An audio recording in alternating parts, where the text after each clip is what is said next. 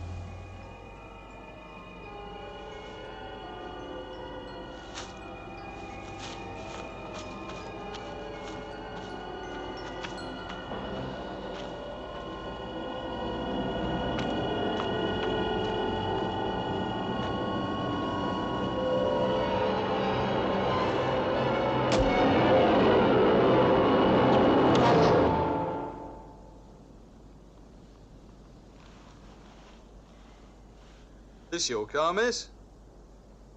Yes.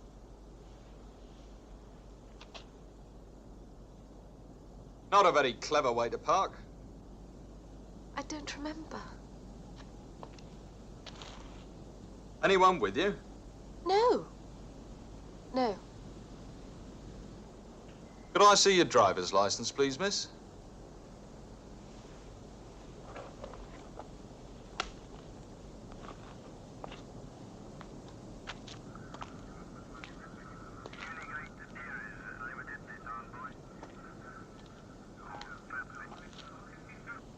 Free to control. Red Sports, registration B Bravo M Mike W Whiskey 189.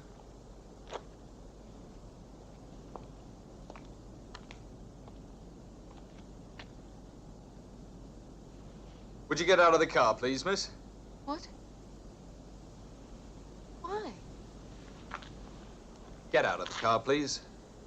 Look, I don't understand. I was just driving home when you stopped.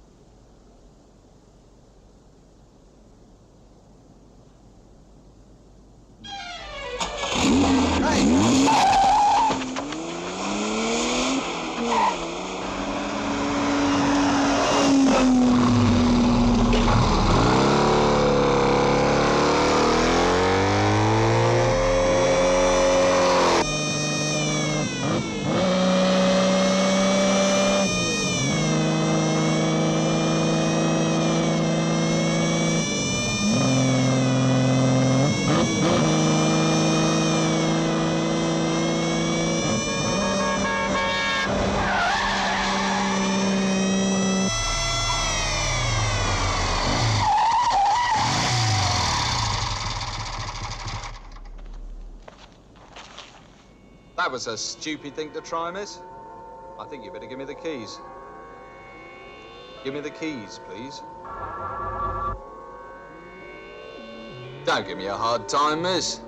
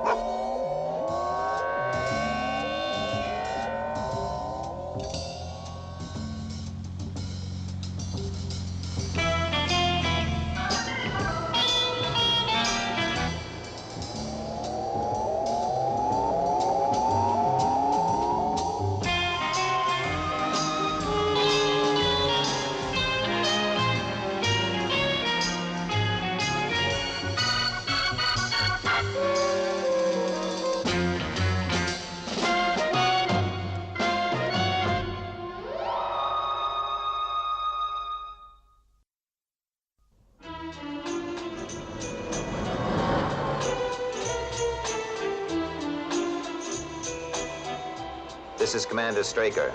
Is Colonel Lake around? Where's Colonel Foster? No, don't bother. Just spread it around. I'm on my way in, will you? I find it helps efficiency.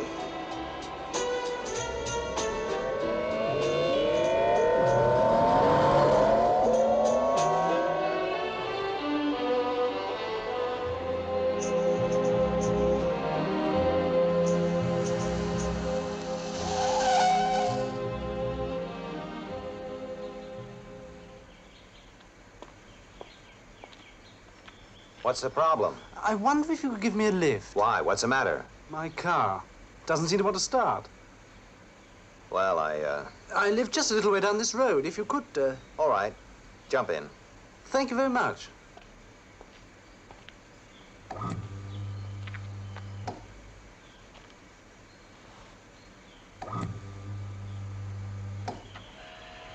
I'm sorry to trouble you like this. Oh, forget it. It's no trouble. Oh, you're an American. That's right. Boston. Oh.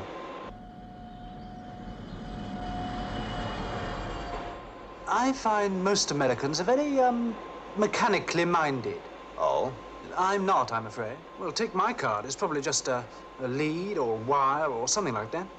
What is your line, Mr. Clark. Daniel Clark. That's what I am. A bank clerk. I pride myself on being a good judge. I'd say you were some kind of, executive. Yes, I guess you could say that. Oil? Motion pictures. Oh, films. Oh, that must be a very exciting life. Oh, anywhere along here will be just fine.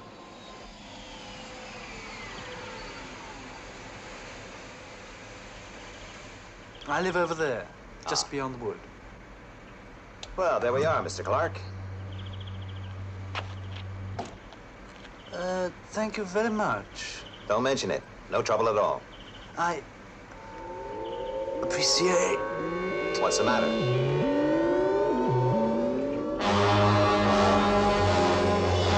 What's wrong?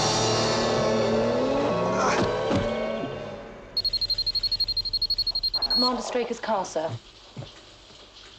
Where? 3 kilometers from junction 14.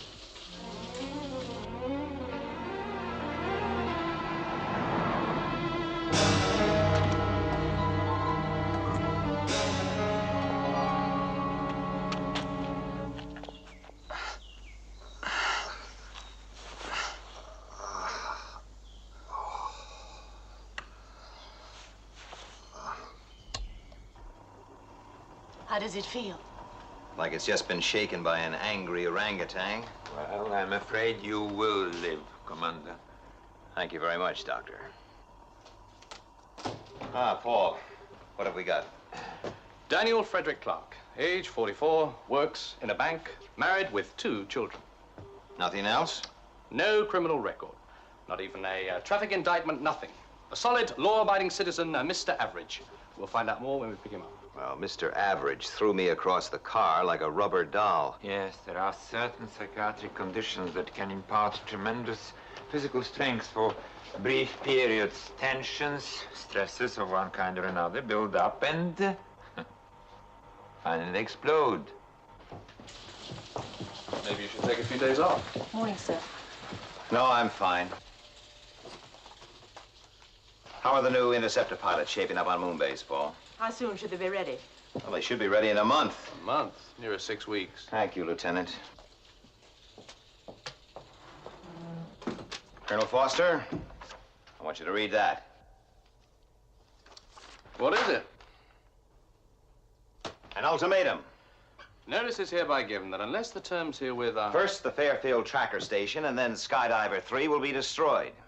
And then Shadow Control and Commander Straker. Unless Shadow ceases all operation. Surrender? Where'd you get it? Daniel F. Clark must have slipped it into my coat. These conditions, Moonbase to be evacuated, all skydivers to surface. But if Clark did write this, he knows a hell of a lot about our organization. I want a security check on all Shadow installations. Get me a line link to all Skydiver captains. Yes, sir. Put Moonbase on yellow alert. And while we're about it, we'll have a little security drill right here. In 30 minutes. This is Control. I knew an old police captain once, Paul. He used to get 100 crank letters a week. The one he ignored was the one that killed him. Get on to the Fairfield Commander. They're first on the list. Yes, sir.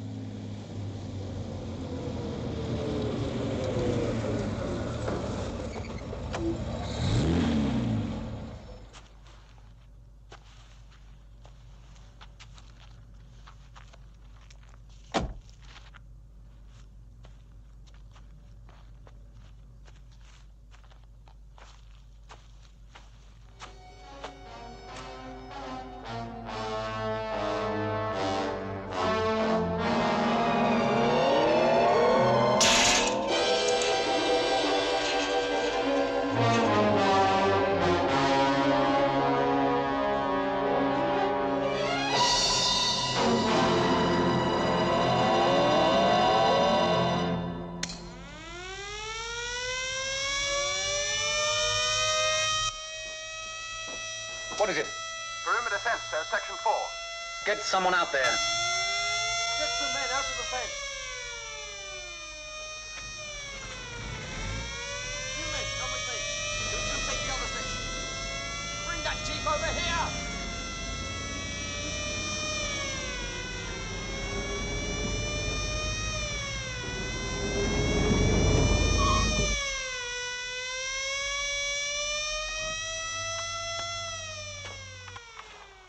Over there. Stay where you are. On the ground. Move.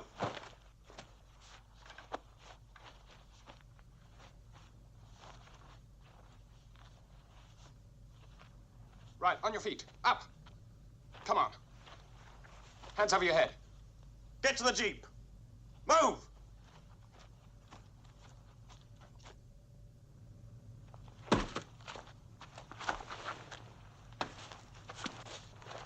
We've got him, sir. We're coming in now.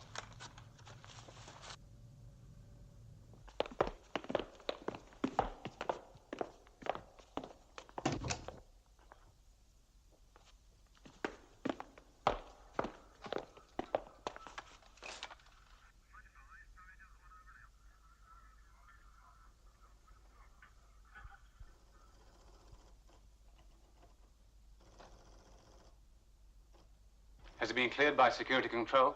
Yes, sir. We gave him the works. X-ray, everything. He's clear. Right. Wait outside.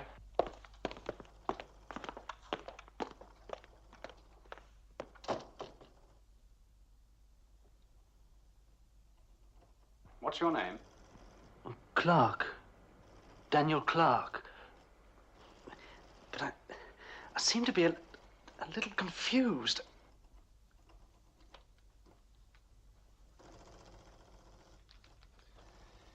Well, Mr. Clark, you do realize you've entered a restricted area. No. Are you trying to tell me you didn't see the notices? Notices? No.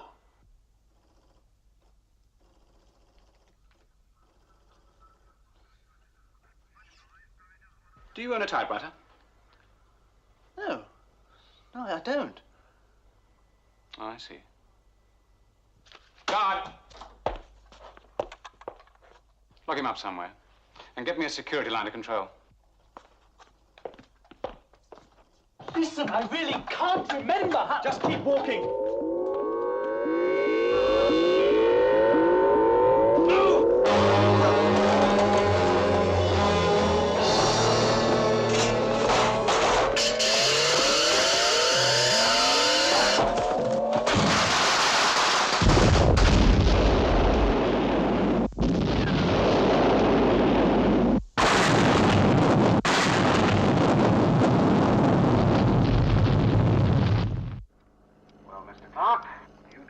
You've entered a restricted area. No. Do you own a typewriter? No. No, I don't. Oh, I see. Guard! Lock him up somewhere. And get me a security line of control. 64 seconds later, an explosive detonation, 417. Oh, Captain, you're the expert. Well, I have to admit I'm baffled. This man Clark is stripped, checked electronically, cleared on all counts. These recorded results show radiation check negative, X-ray negative, biosensors negative. To produce a 417 detonation would take 4 pounds of our latest explosive. Or 2 pints of nitroglycerin. The eye of the explosion seemed to be centered on the main electrical switch panel. Yes, a 10,000 volt input. But if he tried anything there, all he would have done was to blow the main fuses or electrocute himself. At worst, he may have started a fire. Was there anything already on the base that he might have used? No, no explosives of any kind, no. Nuclear material, nothing. You know, in the right conditions, you can make a bomb out of a bag of flour, but not a detonation of this magnitude. Captain, I want you to go down to our naval installation. I'm putting you in command of security on Skydiver 3, the next target.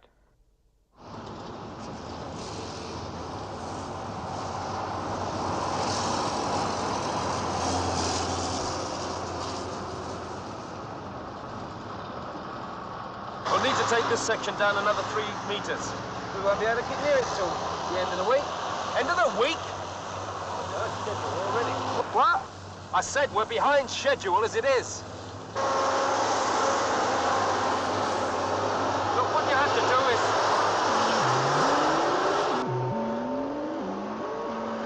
Move some of them out. You okay, Mr. Mason?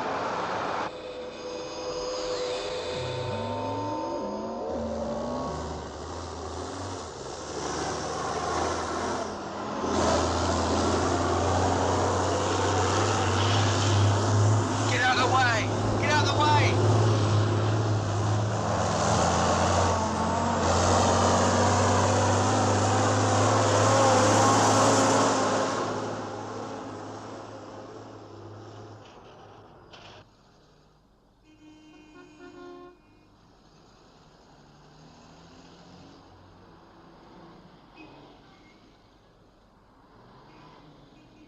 And I'll need the file on the cost estimates and a copy of that report as soon as it's typed. It should be ready this afternoon.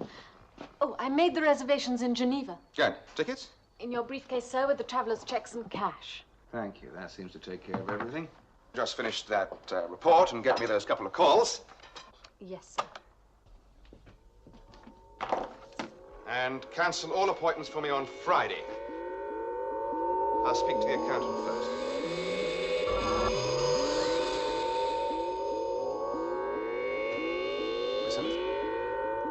Excuse me, sir, I must go.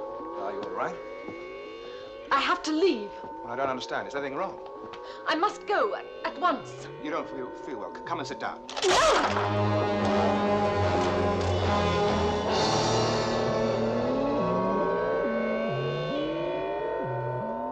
Skydiver 3 was due to sail tomorrow, but I've brought its departure time forward to 2100 hours tonight. Right, I'll be aboard. I told the captain to remain at sea until further orders. That's a good idea, sir. Once we're mid-ocean, we should be safe enough. Let's hope so.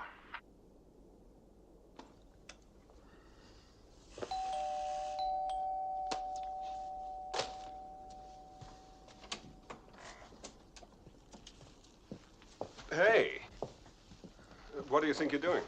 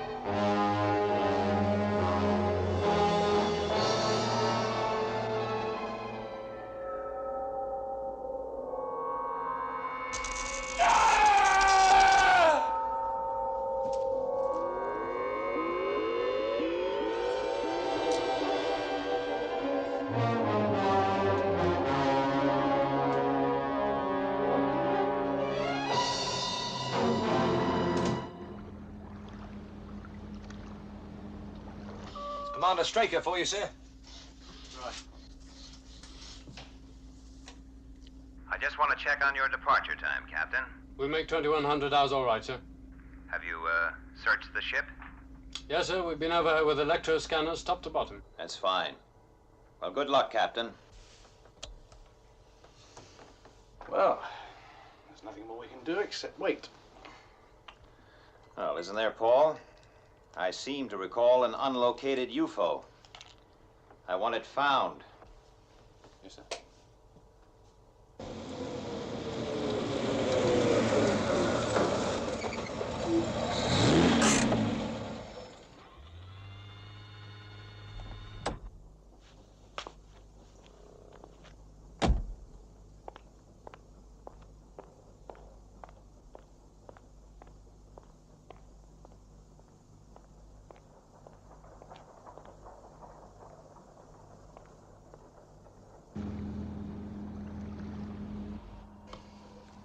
Security.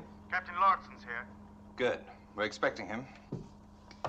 Captain Lauritsen's here. Good evening, Captain.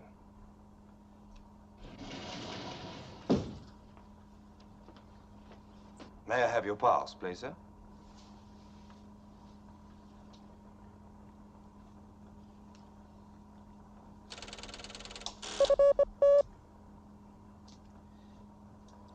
Thank you, sir. Let me check your case, please, sir.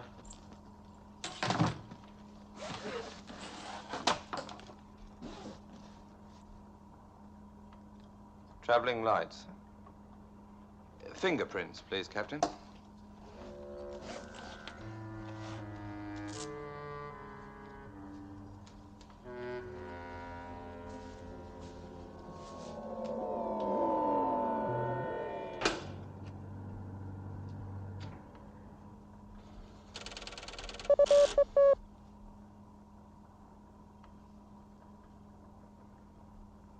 Thank you, sir. Well, everything seems to be in order, Captain.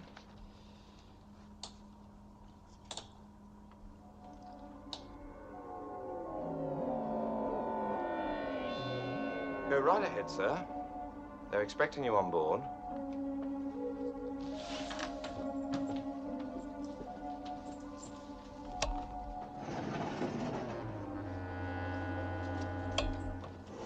Get me skydiver. Skydiver. Security here, sir. We have an intruder. Is he armed? No, sir. Right. Sound a general alert. This is an alert. Get me Commander Straker.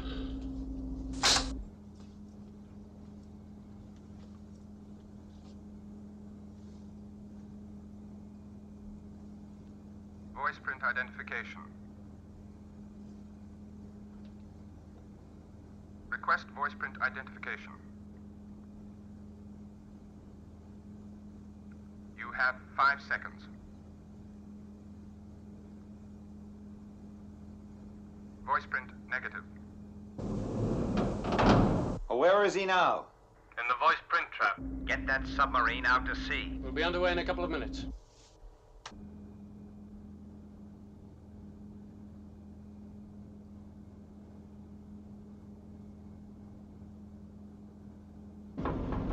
Clear fore and aft, sir. Right. Sever ship to shore umbilicals. Yes, sir.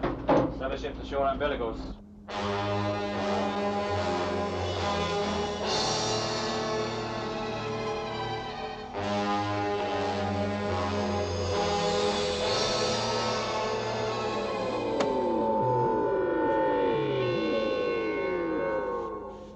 Clear the deck and secure hatch. Clear the deck. Yes, sir.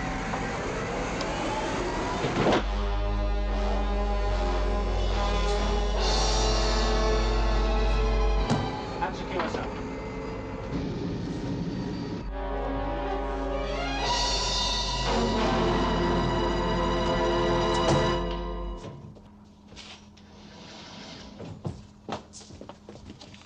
Let's go. Slow ahead. Slow ahead.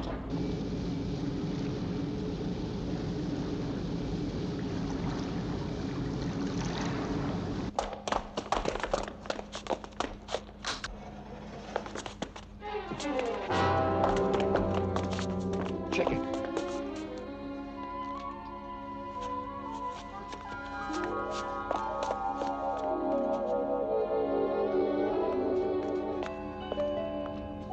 He's gone. Must be a boat.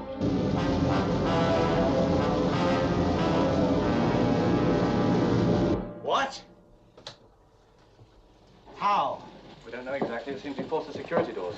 Get me Skydiver 3. How in blazes could one unarmed man cut his way through 5 centimeters of steel plate doors? Captain on the line, sir. Captain, it's highly probable that you have a saboteur aboard. Well, if there is, sir, he can only be up top. We can handle it. Yes, I'm sure you can, Captain. Well, keep me informed. Yes, sir.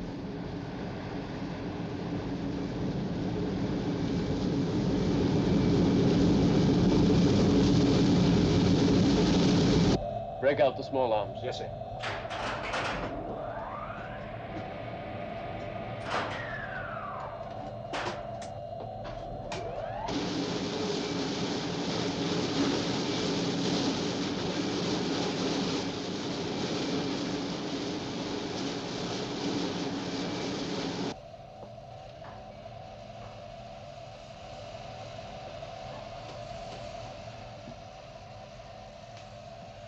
He's up there, sir, on the conning tower.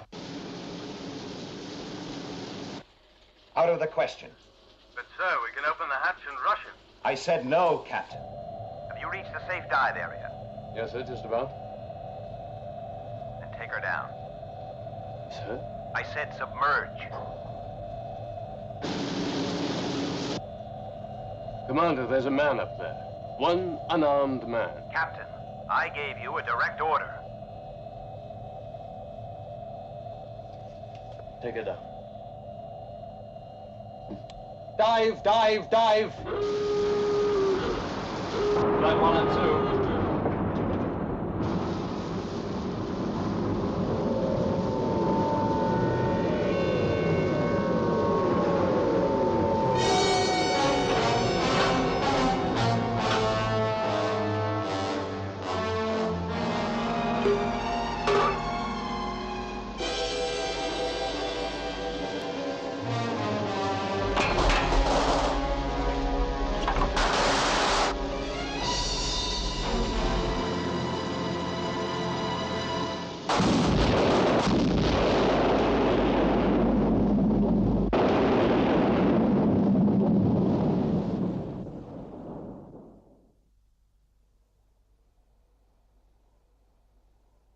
What a mess. What did that to his hand? I don't know. Let's take a look around.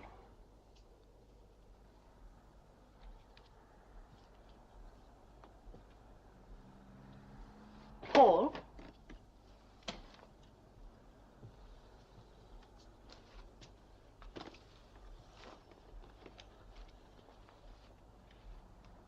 Clem Mason, 35, construction manager.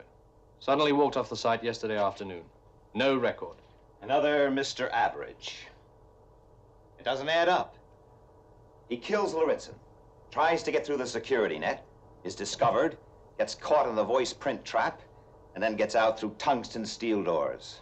It's also been established that he was unarmed and had nothing on his person. Right. He gets aboard Skydiver 3, a ship that's been checked with the most sophisticated electronic devices we have, and yet, minutes later, gets blown out of the water. Well, you said he was a Mr. Average, but no normal man could have clawed his way out of those doors. So he possessed, or was possessed by, some superhuman force. Oh. In place of superhuman, try alien. And you are next on the list, Commander. More important, so is this control center. Look, feed every scrap of information we have into the computer. Every fact, no matter how insignificant. Bend the program if necessary.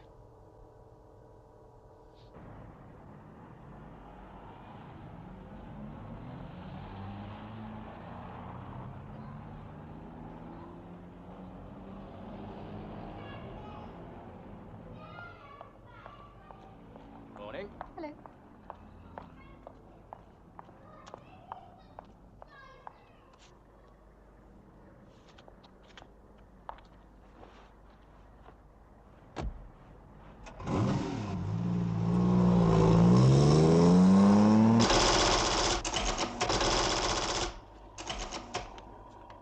Hey, take a look. Yeah, there could be something. I'll check the details. Come in. Morning, sir. Miss Simmons, I didn't expect you. Didn't expect me. I want to make sure you catch that plane. Well, we've been looking for you. I contacted your parents. Are you all right? Oh, fine, sir. Why? Miss Simmons, leave all that. Yesterday afternoon, you... Yes, sir?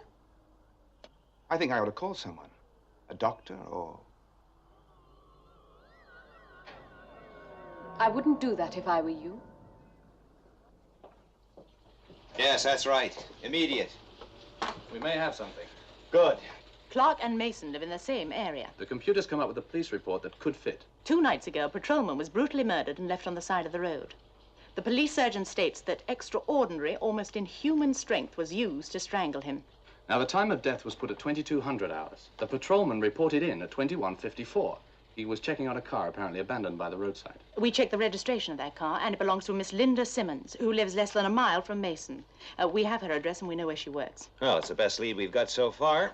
Let's go to work. Got anything for a size A problem? Deluxe version? The stomach upset's easier to cure. Yes, I'm sure it would be. Doctor, you said something the other day that stuck in my mind. You were talking about psychiatric conditions, how tensions and stresses can build up in a person until finally... Subject explodes mentally. And physically.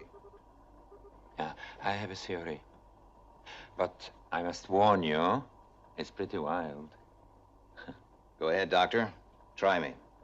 A human body, muscles, brain, operates on a series of minute electrical charges flowing around a complex of low-voltage electrical circuits. The nervous system. Sometimes the electrical balance is disturbed. Mental disorder. Imagine the situation where, for some reason, the balance swings violently off-center. The body becomes supercharged, like a thundercloud before a storm. If such a charged being could exist, it may be able to draw on all the primitive forces of the universe, attract them to itself. Space, time, light, electrical potential, energy, they're all related. The result? A human bomb. A psychobomb.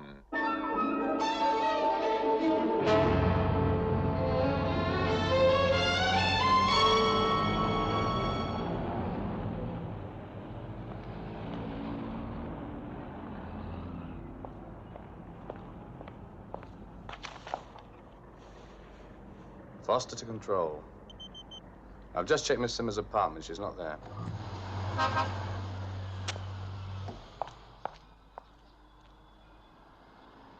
Can I see your pass? Thank you. You.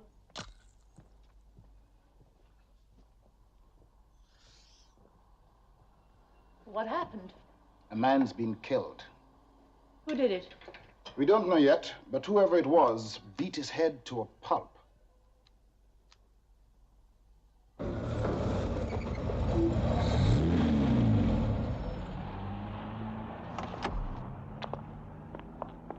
Miss Simmons?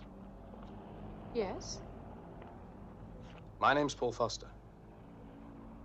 That looks very impressive. A couple of nights ago, you were driving back along Route 107 Yes? in this car. Yes. Oh, the police. What about the police? A patrolman stopped me. I still don't know why. I'd like to talk to you about that. Okay. Why not?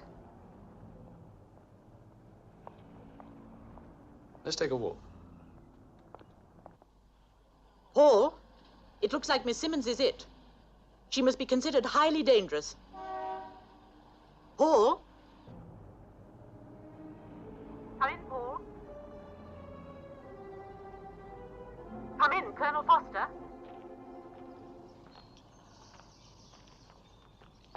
Well, Mr. Foster, you wanted to talk to me? Yes, how about some lunch?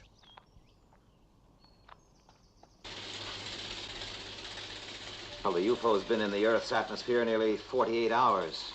It must move soon before it starts to disintegrate.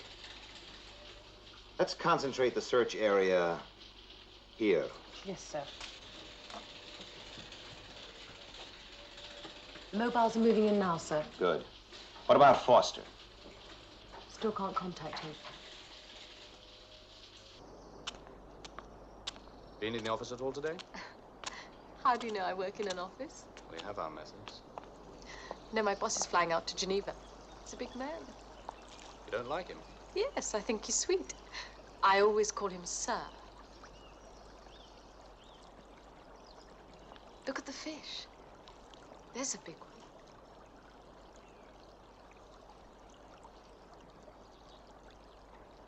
It's funny, I feel I've known you a long time.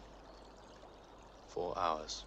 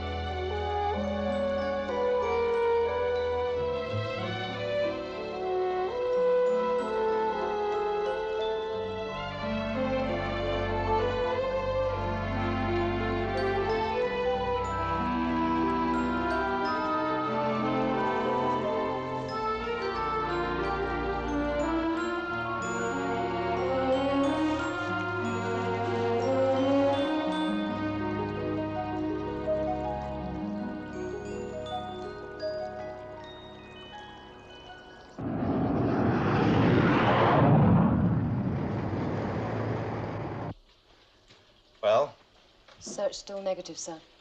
Keep them at it. Yes, sir. To all sections, repeat, to all sections. Shadow mobiles 1 and 2 are proceeding into new search area. Paul?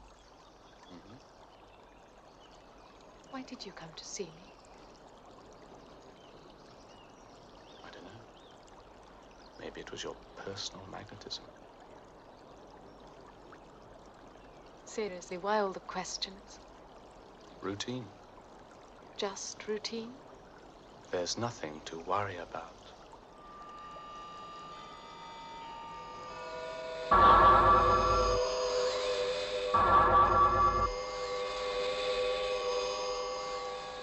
But you do believe me. Don't you, Paul? Don't you, Paul? Don't you, Paul? He's what? Foster is bringing Linda Simmons to the studio. Commander, did you hear what I said? I heard. She is programmed to kill you. Her target is also this control. I'd rather fight that situation on my own terms. When she arrives, take her straight to room 22. That's all, Colonel.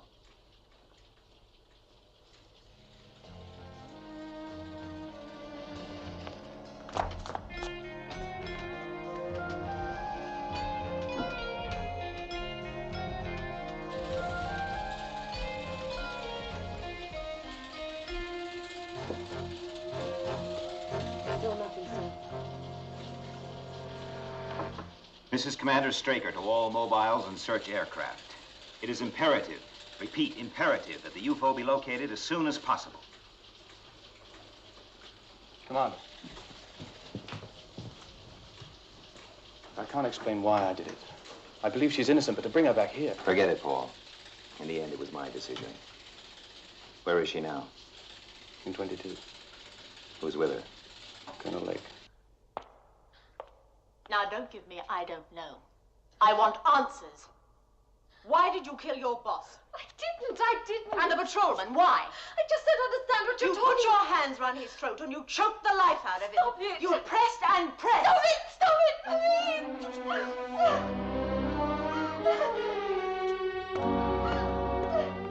Gone.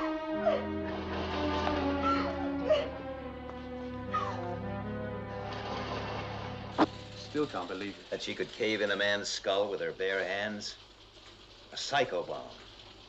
The ability to call on the potential of the entire universe. But what triggers it off? UFO lifting off.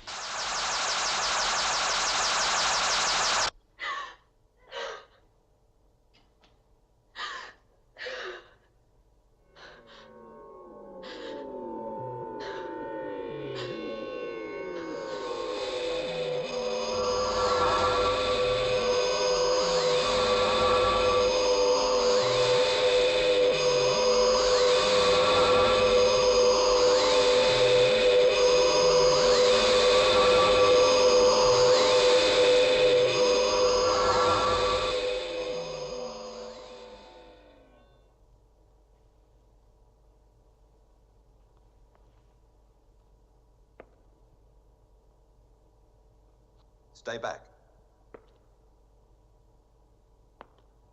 That's far enough.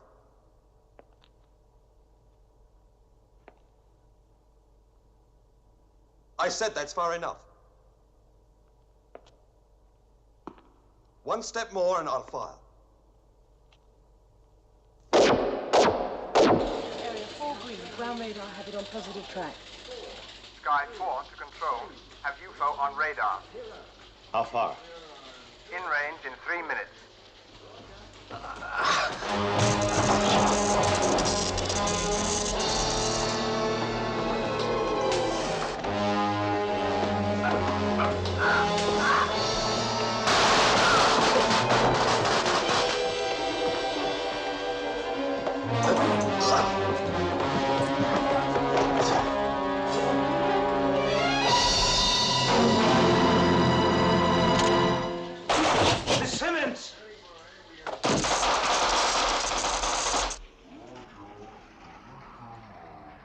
Us an ultimatum.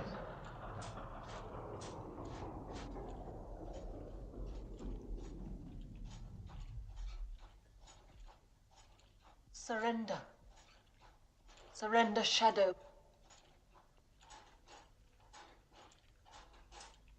You know that we can never do that.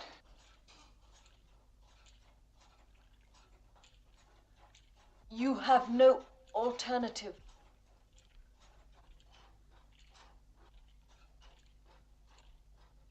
High voltage. That's the trigger. The UFO that controls you has been destroyed. Miss Simmons! If you touch those cables...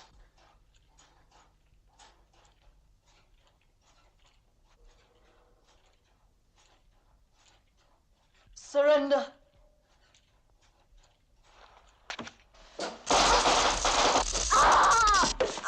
Emergency circuits. Linda.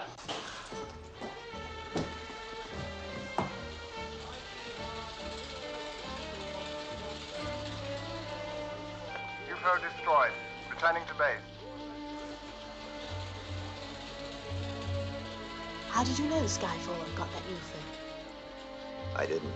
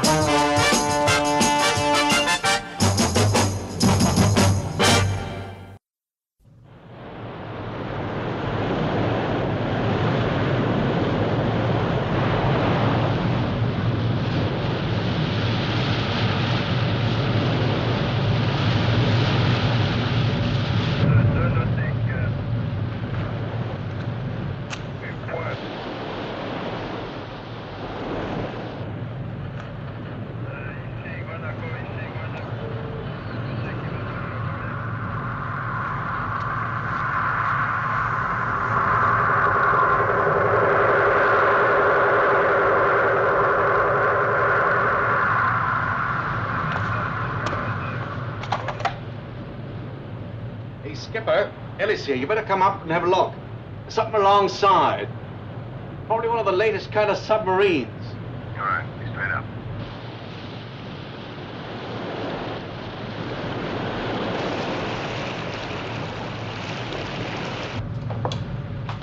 Well, where is this monster of the deep?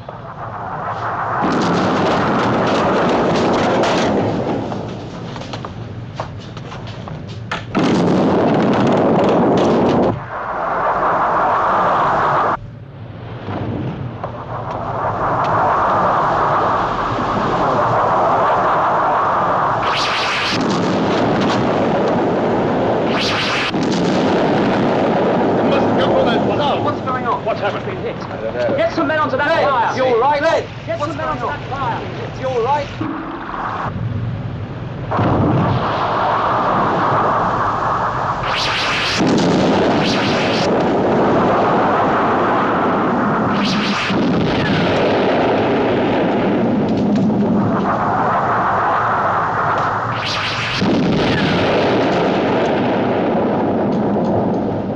Under attack. Submarine. Airborne missiles. Look like flying fish. Under attack.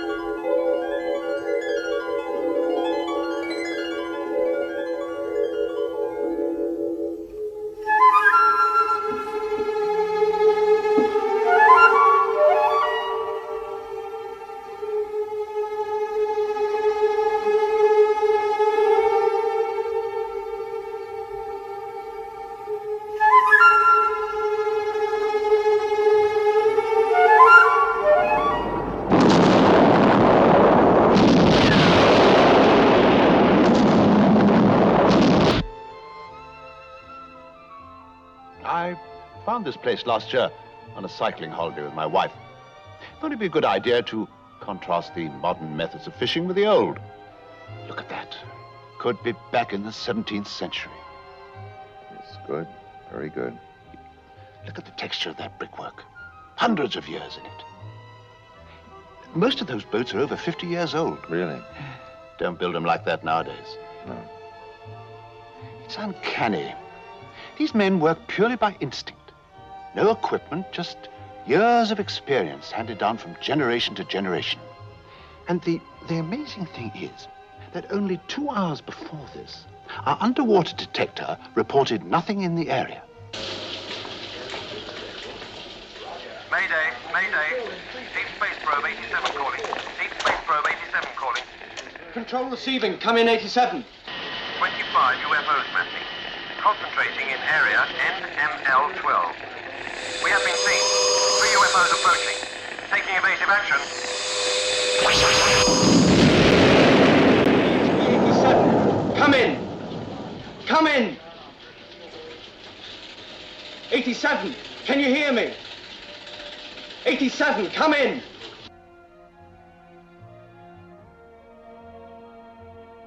Oh, wait a minute. What's that? That fish. That's strange. They're only found in the mid-Atlantic, never around our coasts. I say, we've found something here.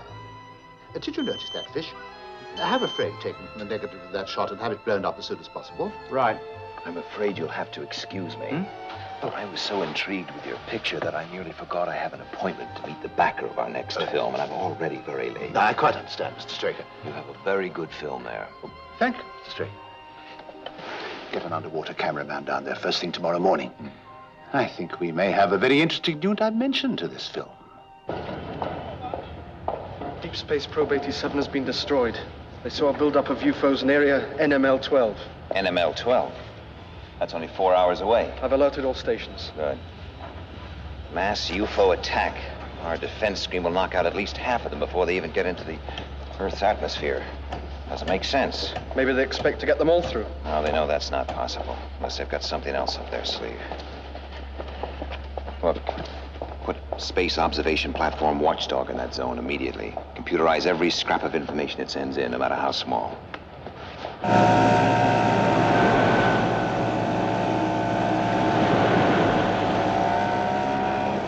All this way just to photograph fish which shouldn't even be here. They must have more money than sense. Yeah. Well, if you do see any, shoot about 200 feet from about 6 different angles, okay? Okay. Testing. 1, 2, 3, 4. Loud and clear. At least the water's warm. Do you see anything? Not yet. Strange. Deeper I go, the warmer the water. Your fish are here. Several different tropical kinds. Must be this warm water. See something else. Like a flying fish. It's large. Silver. Are there any sharks in this area? Yes. Turning towards me.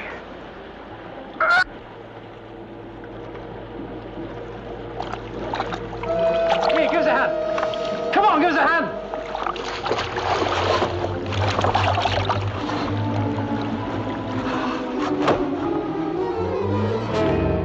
It's been cut.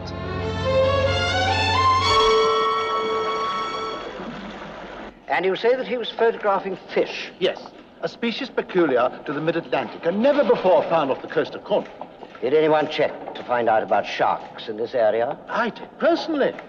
I was assured that they very rarely came to that part of the coast, and the occasional one that did was quite harmless. But the air pipe was severed. Very well, that's all, gentlemen. As soon as our investigations are complete, I'll call again to discuss the claim. Good day to you. Well, if you'll excuse me, I must go and see this with her. Yes, of course. If there is anything at all that I can do, please let me know. Thank you. Lieutenant Anderson, get me skydiver. Paul. That cameraman said something about large silver flying fish. Now, last week, the freighter Kingston was sunk here in the mid-Atlantic by missiles like flying fish. And the species of fish off Cornwall are normally found there. You think there's a link? No, it's too much of a coincidence for there not to be. Skydiver boys, sir. Captain, I want you to proceed to the area where the freighter Kingston was sunk. I'm having full instructions prepared for you, and I'll contact you in 30 minutes. This is Space Intruder Detector, relaying report from Watchdog. UFOs maintaining position in area NML 12.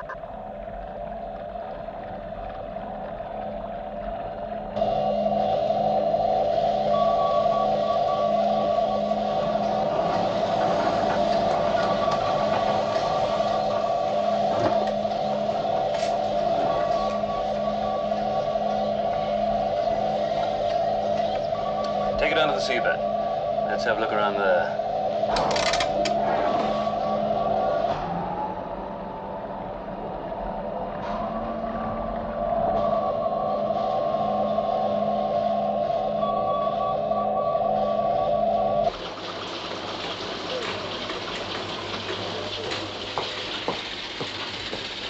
What's the latest on Watchdog? No change. UFO still in the stationary position and showing no sign of movement, sir. What the blazes are they waiting for? Well, Colonel, what does the computer think?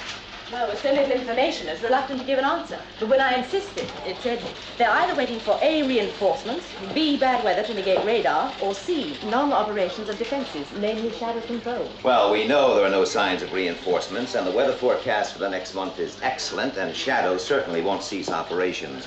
I suggest the next batch of information you feed in, you add a drop of castor oil.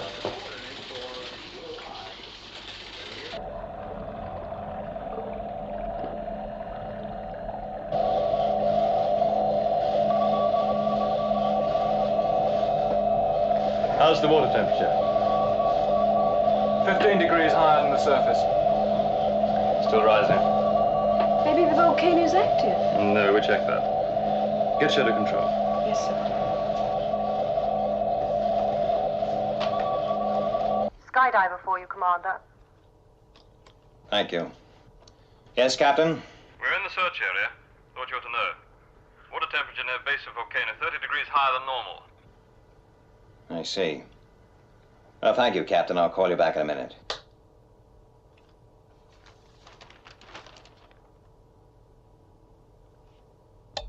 Have Colonel Foster Bring in that report on the underwater cameraman, will you? Yes, sir.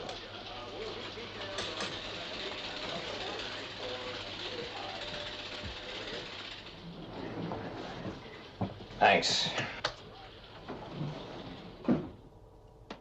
Another link.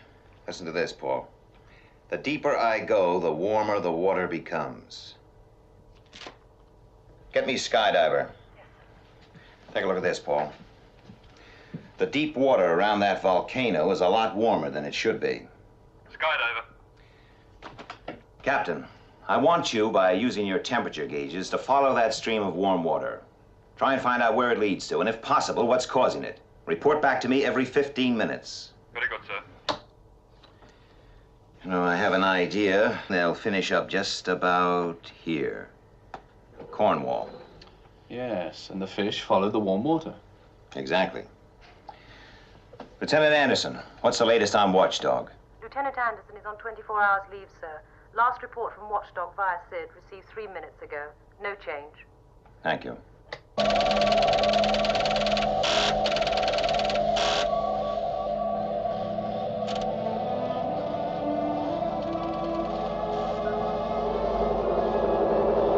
Stop engines. Temperature rise of 3 degrees. Captain! Evasive action.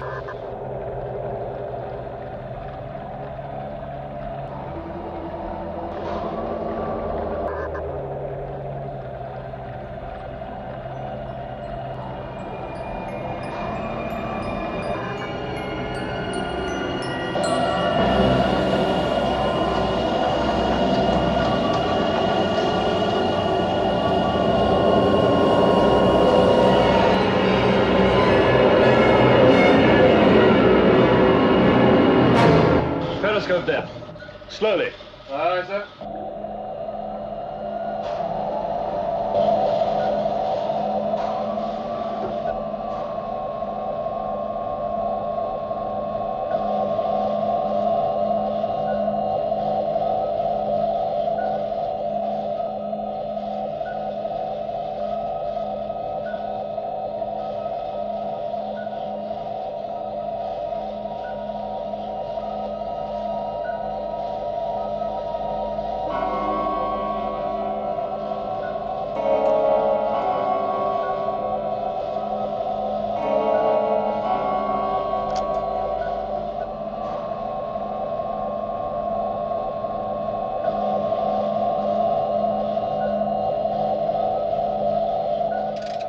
Good work, Captain.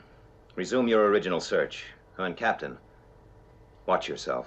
Yes, sir.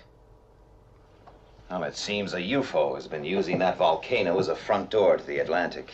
And Skydiver also found the reason for the rise in water temperature. What was that? An undersea cable. The UFO was using it as an energy supply. But they can travel underwater on their own power. Yes, for short distances. And you think this one has been to Cornwall? Well, it looks that way. Then there must be an energy plant under the volcano. And if the water temperature is so high, it's generating a lot more power than is needed to drive one UFO. Yes. Well, I wonder what Skydiver will find at the end of that cable.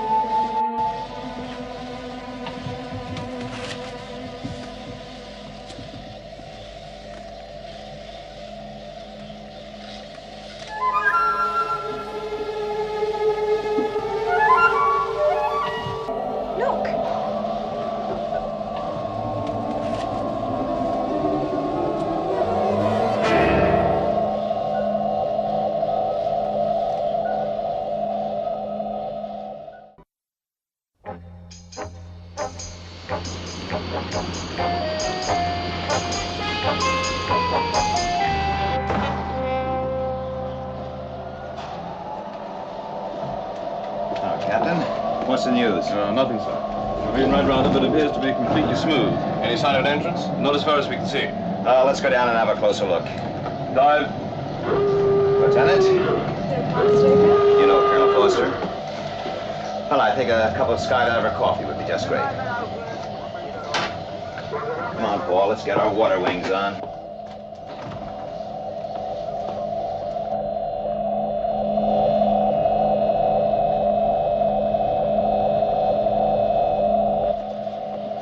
After you've dropped us, get out of sight, Captain.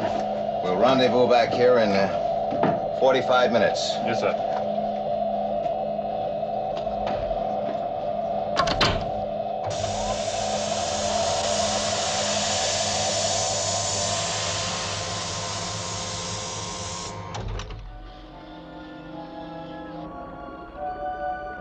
Testing radio link. Receiving 5x5.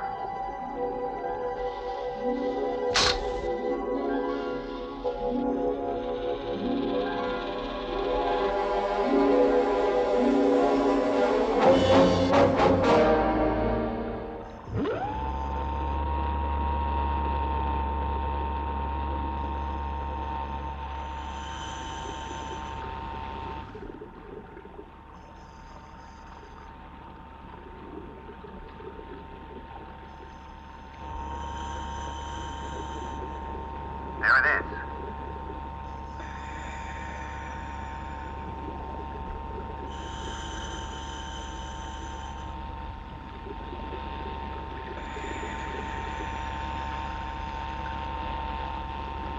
Take it easy, Paul.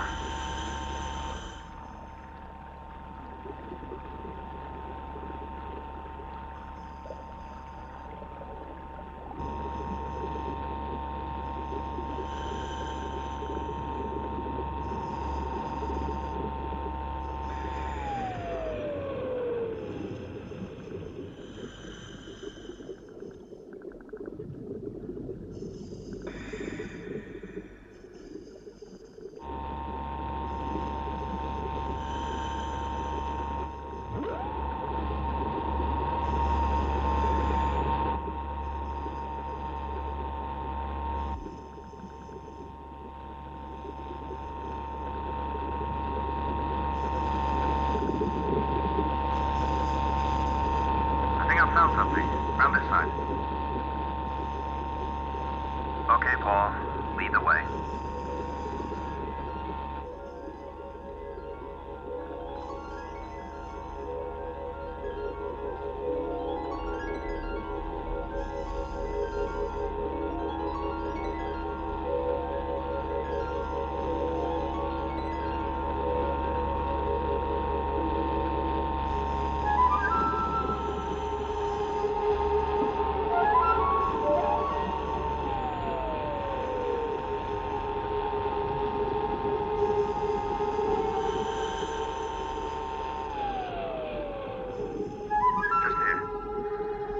Some kind of porthole or window. It's possible. Try scraping away the outer layer.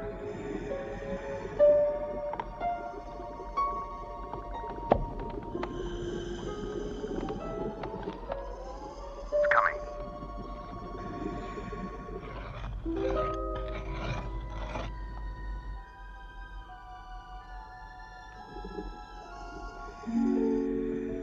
My God, Paul.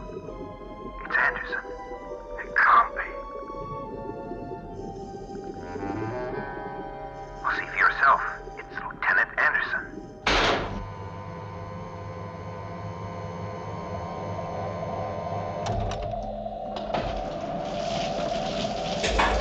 What are we going to do, blow it up? No. I want to find out what's going on in there. Al, there's no entrance. There must be, Paul. I'll get some of this stuff under a microscope. Maybe we can find out what that thing's made of. What did you see, sir? Afraid I can't talk about it at the moment, Captain. You'll find out why later. Yes, sir. Take us up. Surface. I want you to stay by that dome, Captain. Report anything unusual. If necessary, but only as a last resort, blast it out of the water. I'll contact you as soon as I get back to SHADO HQ. Very good, sir.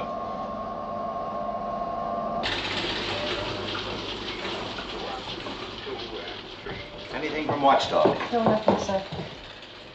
Would you tell Colonel Lake I want Lieutenant Anderson's psychiatric analysis right away? Yes, sir. Still can't believe he's a traitor. Well, we can't deny what we saw with our own eyes, can we?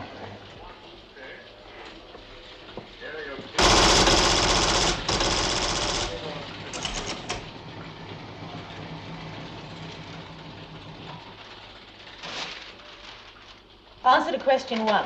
From Anderson's psychiatric report, I can find no reason for disloyalty. Answer to question 2. As you insist upon asking questions without giving sufficient information, I can only supply unsatisfactory answers. The most I can say about the last question, is there any link between the undersea dome and the massing of UFOs in area NML12, is, if there is any link, it can only be connected with my previous answers. A, reinforcements, possibly the dome is a construction to house UFOs. B, it contains elaborate equipment to be used to change the weather to negate radar. C, it is there to bring about in some way the non-function of SHADO, to allow the UFO's uninterrupted entrance to Earth's atmosphere. Well, that's a mass of useless information. Yes, I agree. Is there any way, Colonel, of rephrasing the questions? We have asked the questions in 12 different ways, sir. Each time the same answer. There simply isn't enough information. Yes, I'm sorry. Now, look, Paul, we're not going to be able to find out anything until we get inside that dome. As soon as the analyst's report has been fed in on my knife, let me know. Yes, sir. We'll do our best.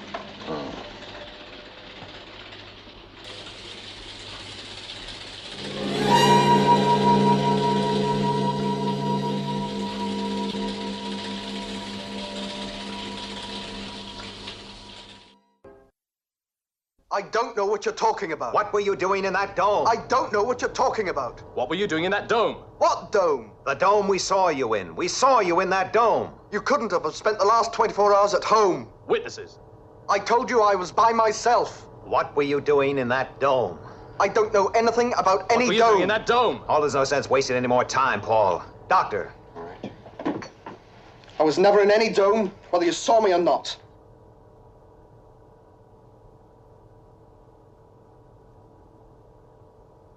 I don't know what this is all about, but the answer better be pretty good.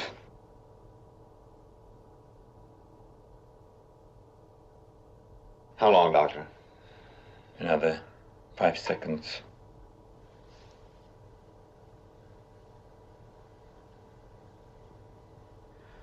I think I'm about ready.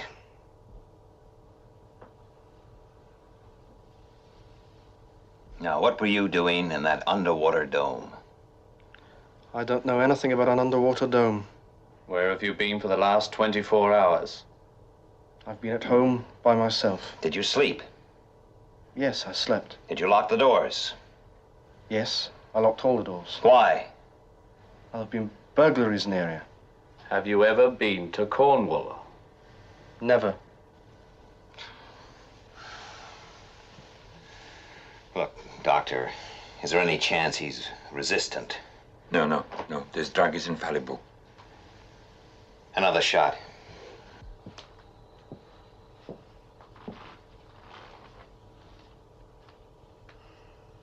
One more.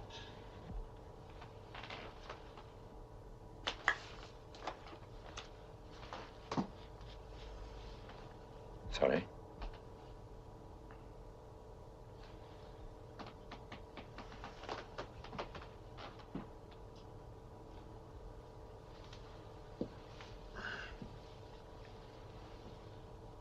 Tell us about the dome. I don't know about the dome. I don't believe it. There's only one way to find out what's inside that damn dome. Doctor. Yes, you'll be all right. Put Lieutenant Anderson on the lock and key.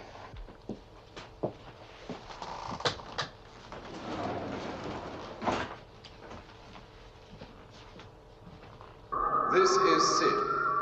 The UFOs in area NML12 are still stationary. The estimated number has increased to 50. Watchdog maintaining constant observation.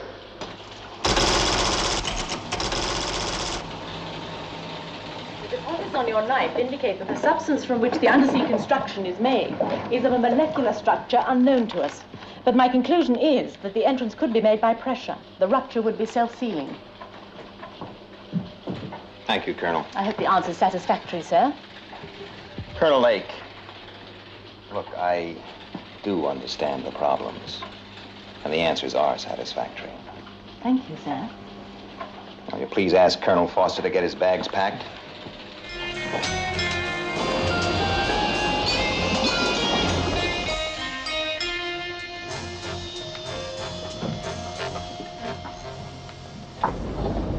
Captain? Commander. Now, let's go down. Yes, sir. Dive. Sorry to have to keep you in the dark about all this, Captain. When I tell you why, I'm sure you'll understand. Lieutenant Anderson is a traitor. He was inside that dome. Anderson? It's not possible. I'm afraid it's the truth. Now, Colonel Foster and I are going to try to get inside that thing. I've no idea what we'll find. But I want you to stay within range. And if we're not back in 1 hour, destroy it. But, Commander... No buts, Captain. If we're not back in that time, we won't be coming back anyway. 1 hour, understand? Yes, sir.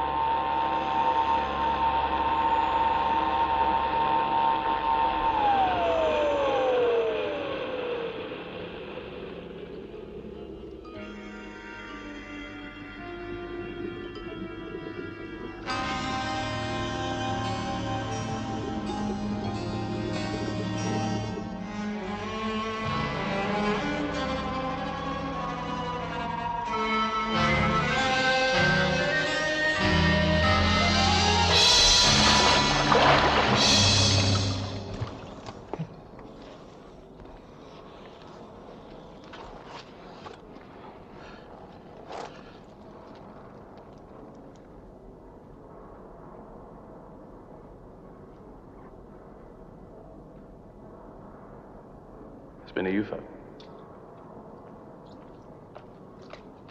Well, in unknown country, I think it's better to travel light.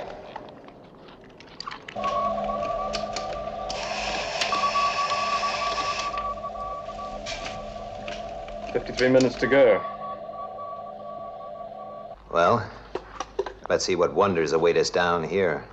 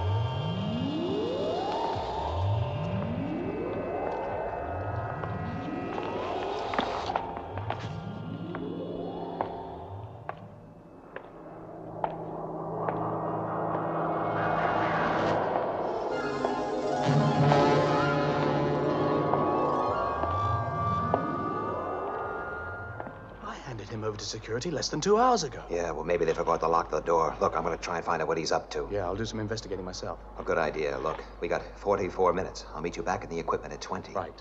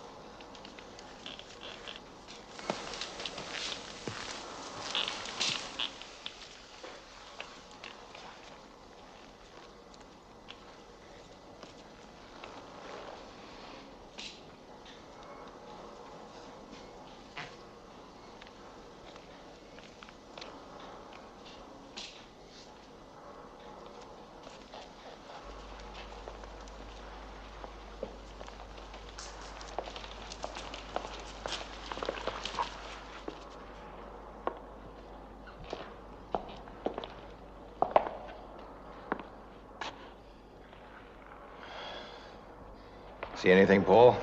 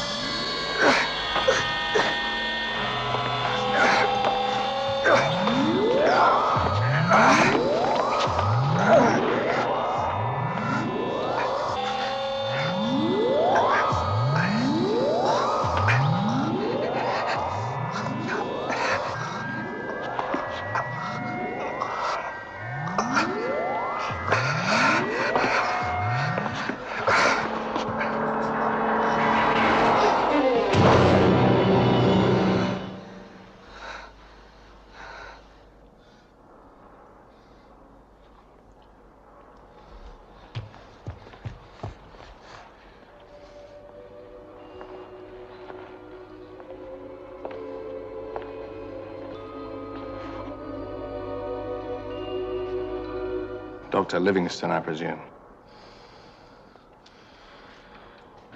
What happened to you? Hugh, look.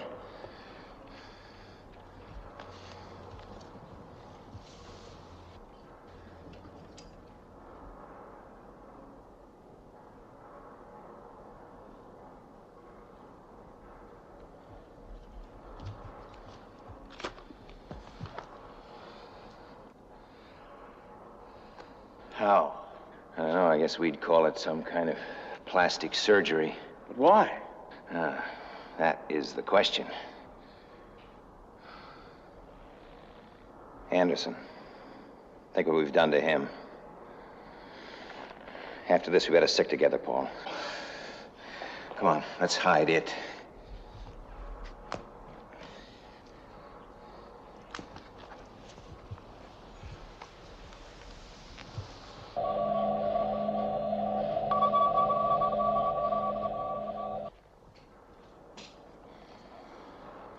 Let's try this way.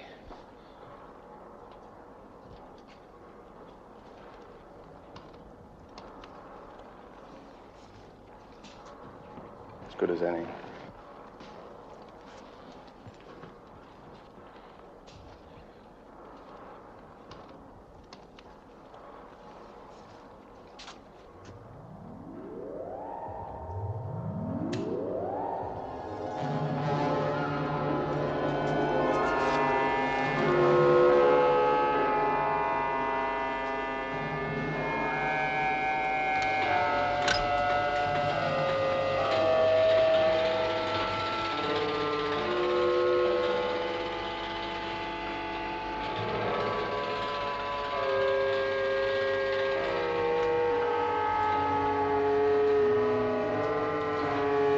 Ever had that feeling you've been here before?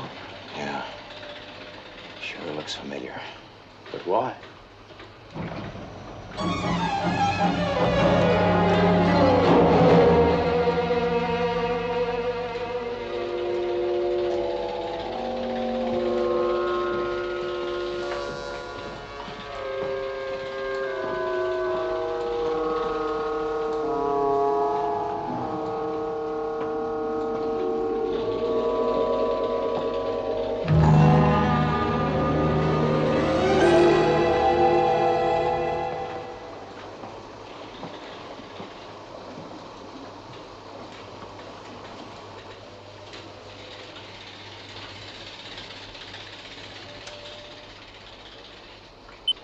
Shadow control to Sid.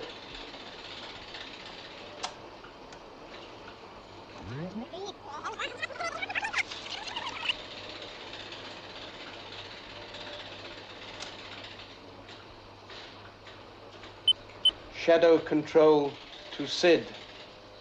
Come in, Sid. Shadow control to Moonbase. Come in, Moonbase. Moonbase receiving you, Shadow Control. UFOs approaching from NML-12. Do not attempt to intercept. Repeat, do not attempt to intercept. Do not understand. Do not understand. You say do not intercept? Is this correct? Correct. Commander Straker's orders. UFOs to be dealt with by Earth's defenses. Over and out.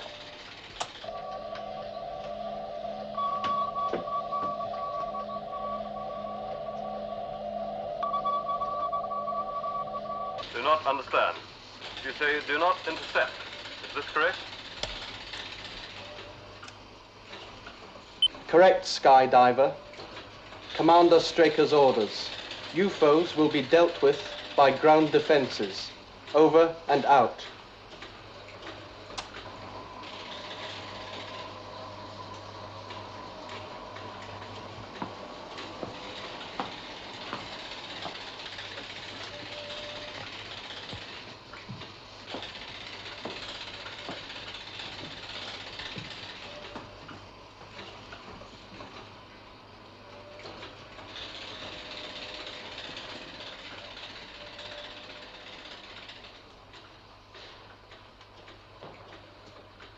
The computer was right. I planned to take over SHADO control and use it to let those UFOs through. But where did they get our voices from? Well, they've obviously been recording our communications. By using the words they need and putting them together, they can make us say anything they want. And why all this elaborate miming? Well, you forget. They'll be seen on the TV screens. Come on, Paul. Let's go.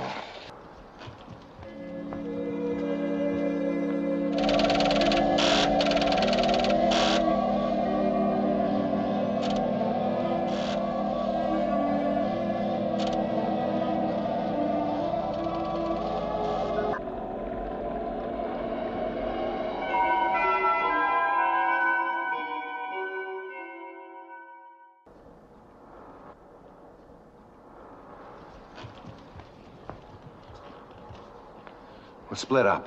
That way one of us will stand a chance. Okay. Whoever gets back first stops the countdown. No, there isn't time. They're ready to make their move. Good luck, Paul. Good luck.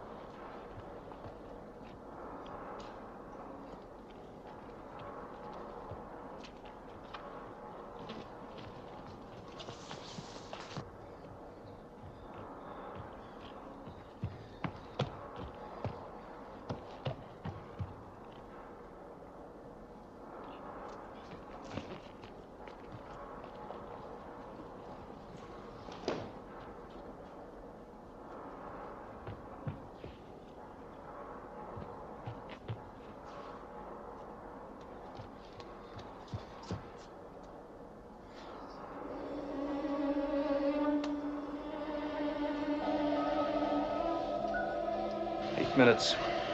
Only another 8 minutes.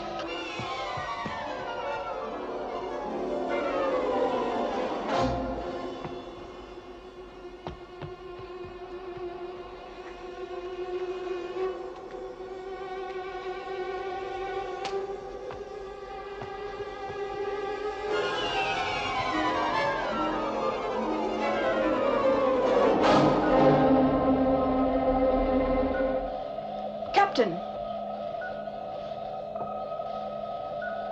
Thank God. Did you see Commander Straker? No, sir. The masked UFOs are moving out of area NML-12. Must presume attack course.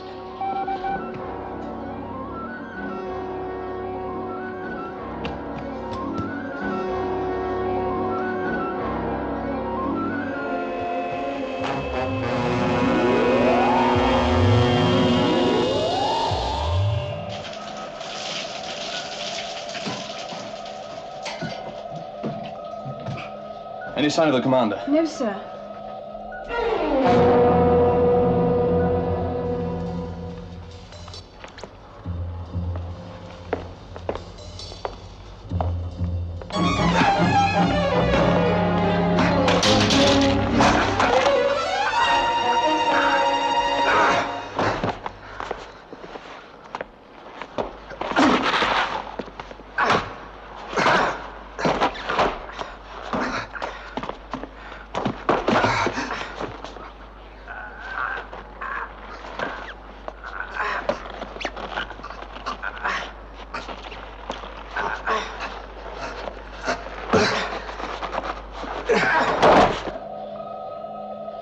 Arm the torpedoes. Torpedoes armed, sir.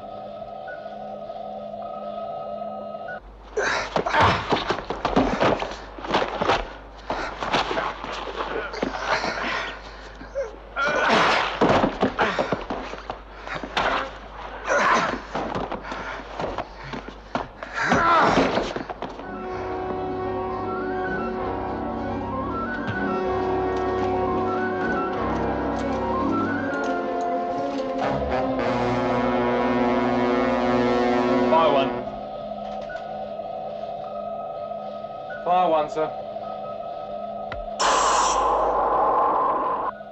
One away, sir.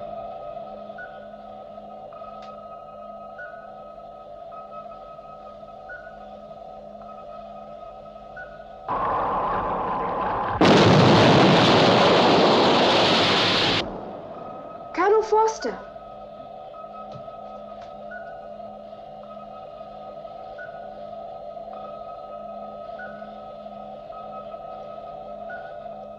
Fire two. Yes, sir. Fire two. Two away, sir.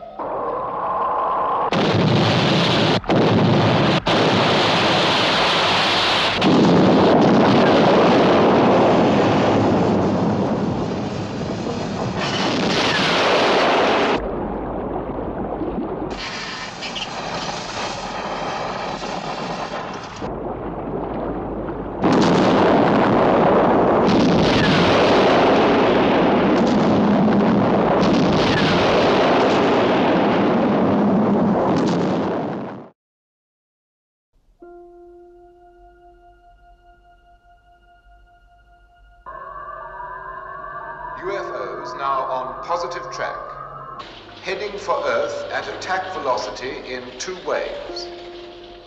Message received. Commander, they're on their way.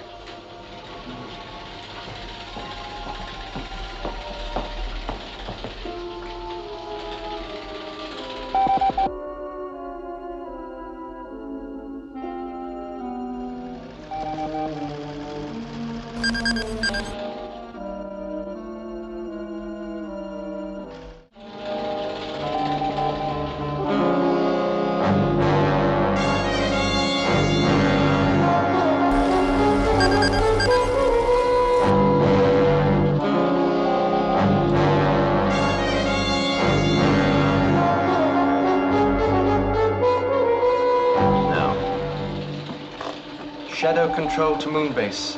Attack and destroy second wave of UFOs. Red alert!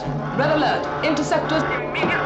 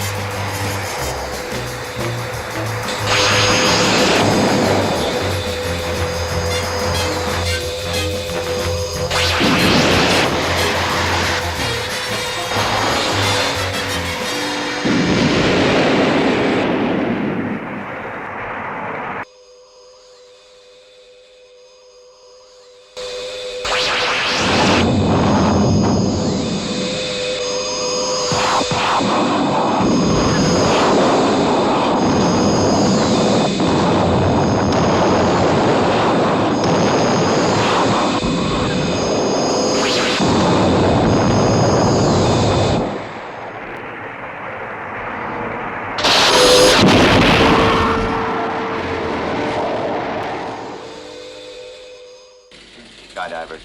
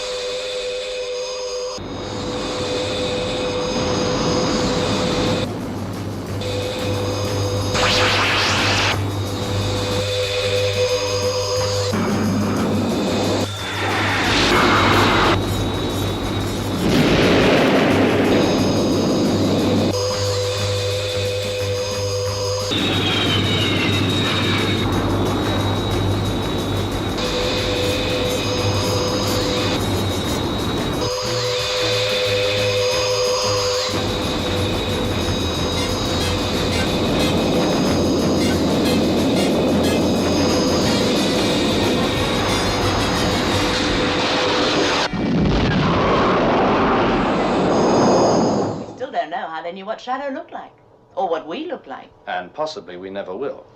It could have been some form of X-ray photography, but at least they won't try that again. Don't bet on it, Paul.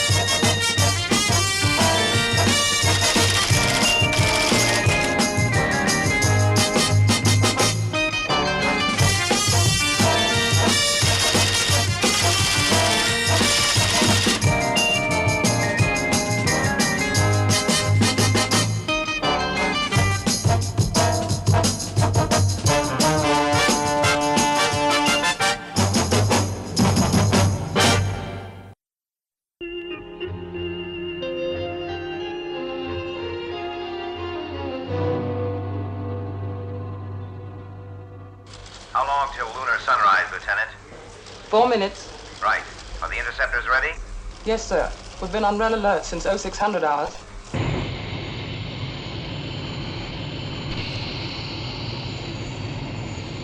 If we do lose contact, you'll have to play it by ear. Yes, sir.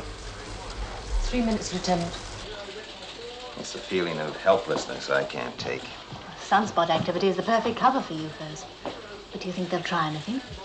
I think you can lay odds on it. Give me the surface camera. Yes, Lieutenant. 50 seconds. Interference ratio 2/7 increasing.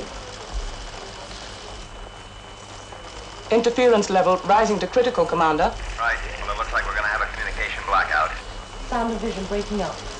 We'll keep the line open and test signal every 60 seconds. Good luck. Thank you, sir. Give me the surface. -10, 9, 8, 7, 6, 5, 4, 3, 2, 1, 0.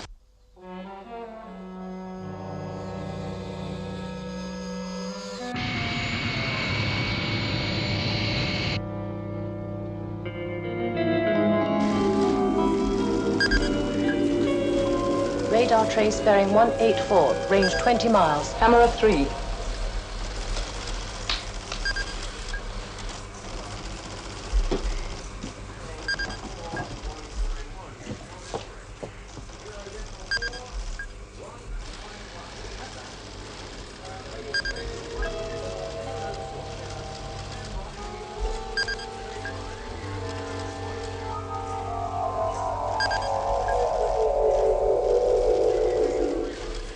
Launch the interceptors.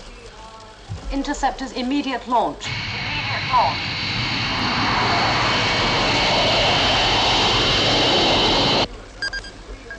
15 miles.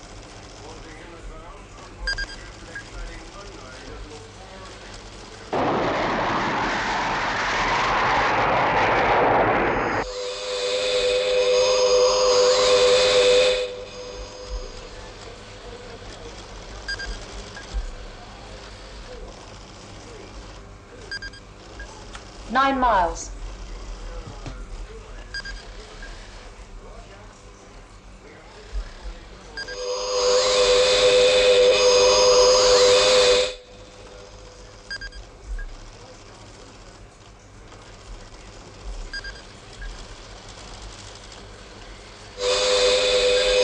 It's altering course.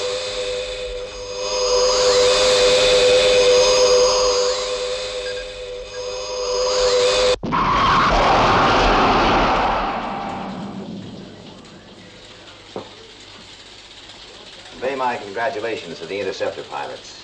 They didn't get near it. What? It disintegrated. No apparent reason. Thank you, Lieutenant. Contact Paul Foster and check on the next available lunar flight.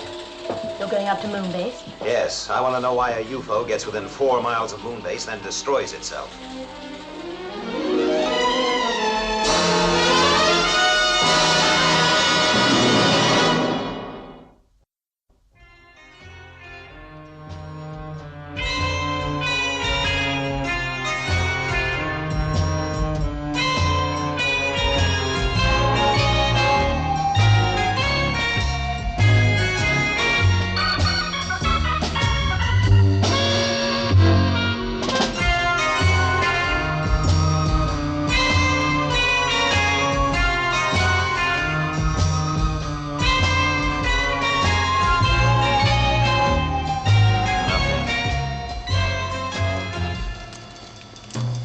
Mobile 2 to control. Yes, Commander. We've completed the search in this area and can find no UFO wreckage. Nor Conroy and Dale making out. Well, they found a possible crash location, but nothing positive. They're out on the surface now, taking a closer look. Roger, control out. What are you hoping to find? If it did disintegrate in flight, the debris would have produced a large number of small craters over a wide area. Yes, and the moon's surface has been pockmarked by millions of years of meteorites. Yes, I know that. But that UFO got within 4 miles of moon base, Paul. Perfect position to attack, and then it explodes. Why? It's a good question. Let's hope Mobile 1 comes up with the answer. Well, what do you think?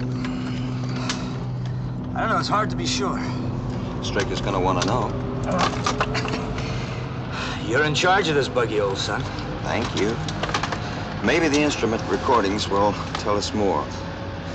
Let's get back to base. Right.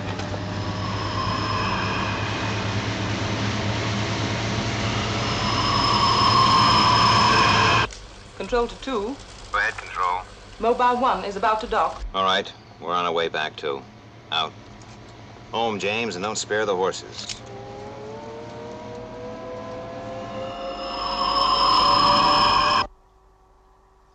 What do you got there? Just a piece of moon rock. Picked it up when we were out there on the surface. Hey, you remember Harrison? I thought he'd go crazy when he found one of these. He thought he'd found a genuine Koh-i-Noor diamond. Oh, yeah, I remember. And I'll never forget that look on his face when he found out it was worthless. Yeah, well, it'd make a nice paperweight. Let's see, Francoise, Denis, Sylvia. Sylvia, baby. Look, I think I'll get down to control and see if they figured out those recordings.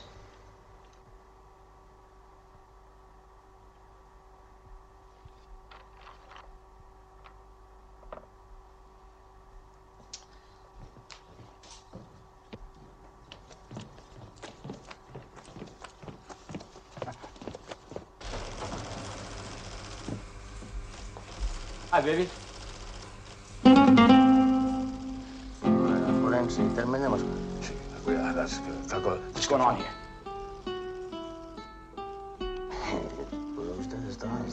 Hey!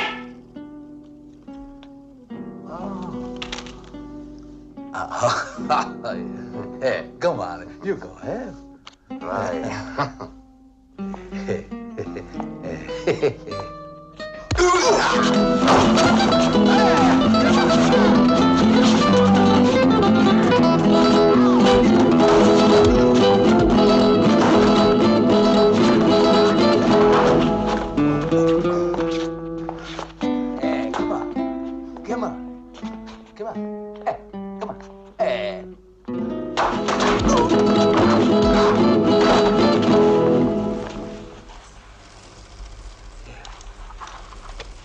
This is control.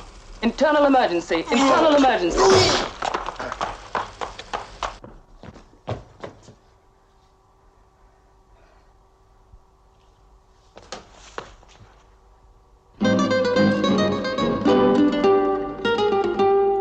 What's going on? Where's Dale? What the hell have you done with Dale?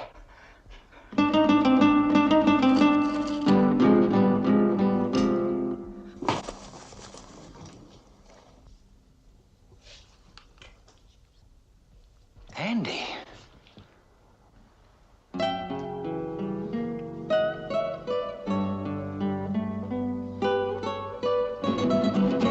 Andy.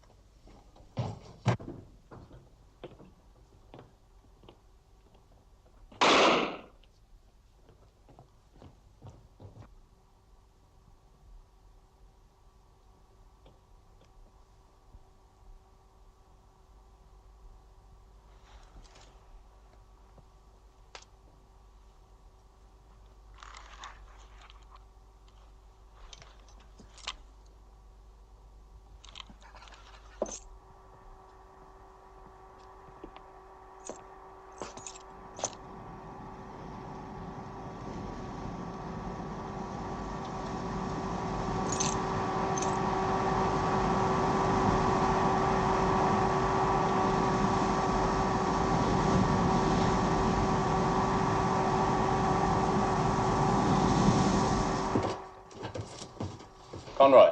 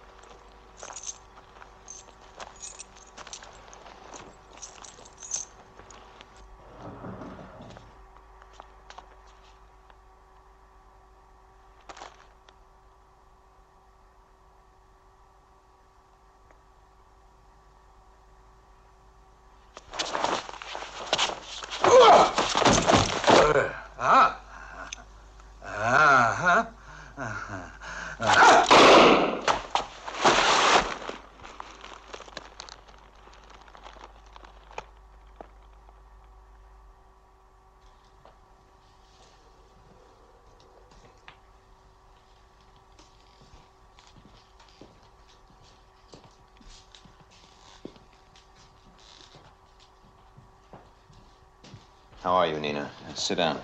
Could have been worse. Nothing broken. Do you feel like talking about it? Well, sure. Conroy came into the control. He just stood there, staring. He looked bewildered and frightened, as if he didn't know where he was. Well, what happened then? Well, I asked him what's the matter, what's wrong, something like that. Then? Well, he struck out, and the girls tried to grab him. Everything happened so fast. He was very strong. Out of his mind. I'm sure he didn't know. Didn't know what? Who he was hitting. He just didn't know who we were.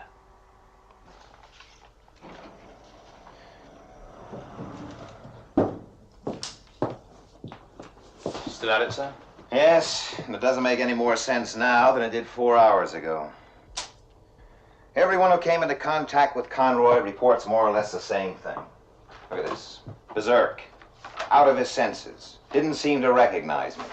Fired at me indiscriminately with no reason at all. Conroy's medical report of 3 weeks ago. And? Full clearance. What about his stress factor? 98%, the near-perfect astronaut.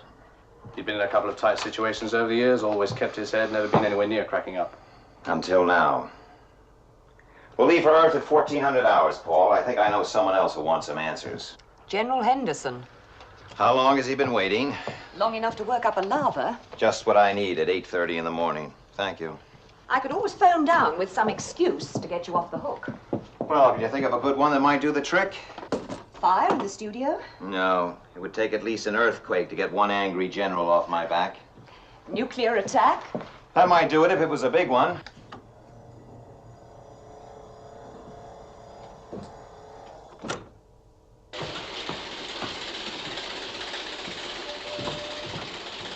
Morning, Colonel. Good morning. Where is he? Oh, thank you. I need moral support. Morning, Beaver. Good morning, Colonel. General Henderson. Straker, I ought to kick your ass. Do you know Colonel Lake? Oh, yes, of course you do. Now, where's that report? I don't have it ready yet. Straker, the committee meets in 3 days' time. I need your report and all the figures. I've been busy. Look, it takes money to run Shadow. A hell of a lot of money. And we're asking the committee for even more this time. Well, that's your bag, General. You get the money, I run the store. Straker, they are after blood. My job is on the line. Not that that's important, but if I go, you won't win any popularity polls up here. That sounds like a threat, General. Not from me. We could both walk out tomorrow, and don't think I haven't considered it. But you got a monkey on your back. Dedication. Think about it.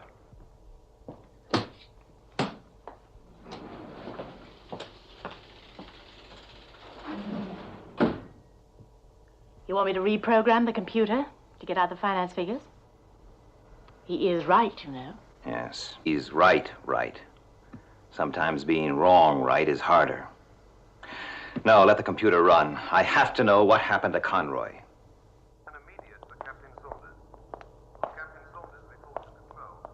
Hi, Beaver. Oh, Beaver. Did those spares for the G6 arrive yet? Afraid not. Well, they were due yesterday. Only one shipment arrived yesterday, stationary. Then get it moving, eh, Beaver? It's a joke. Stationary. Due to a power failure in the there will be no hot fuel available for the next 2 hours.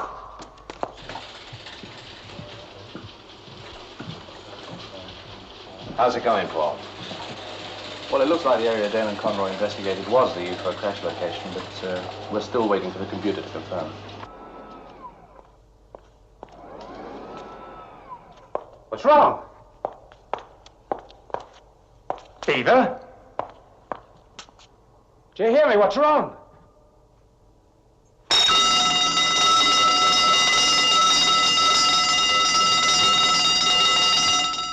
Beaver! Stay where you are. Put down the gun.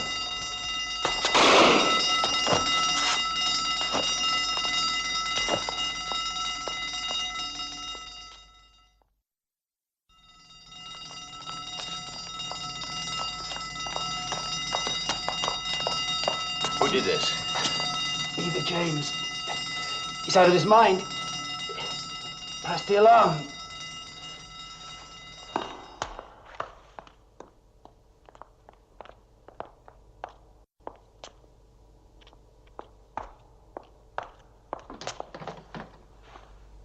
Control. This is Control. Go ahead. Go ahead. This is Captain James. Captain James, listen. Listen carefully. I want you to stay where you are. Do you understand? Just stay exactly... Answer. Can you hear me, Captain? What the hell are they doing? Right. We are here. He killed the guard here. Commander, he just called up control. Where from? Corridor 12. Let's go. Captain James, can you hear me? Captain James. This is Straker. It looks like he's heading for the control room. Give me the map. I want you to station guards at the end of corridors 14 and 6 and seal all exits. You two, take that corridor. Lieutenant. Have we sealed off the complex? Yes, sir. But he's just killed a guard near the medical center. Well, he must have doubled back. Yeah, but he's still heading this way. Tell everyone not to shoot unless absolutely necessary. I want to take him alive. Control.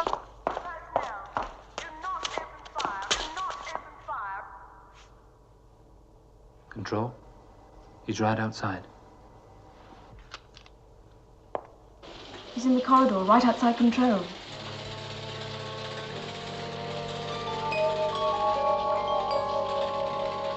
Whoa.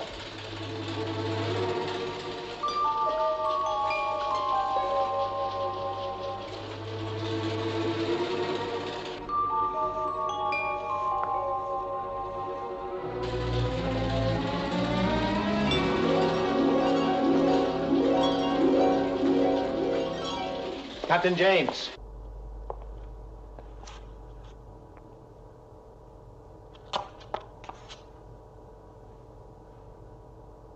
Give me the gun. Captain, I gave you an order. He's called it. Let's rush him. No, Paul. Let's sit it out.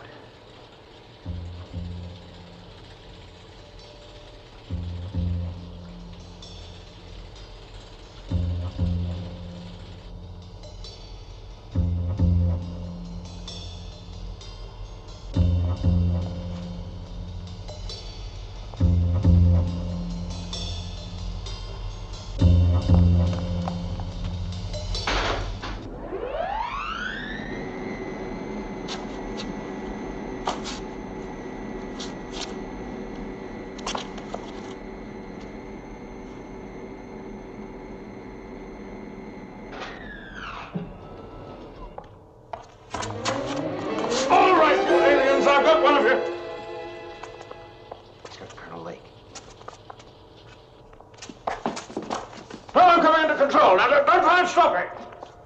Hold it.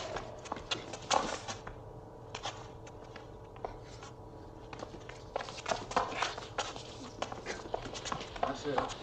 Nice and easy. Get Straker. Well, come on, someone tell Straker.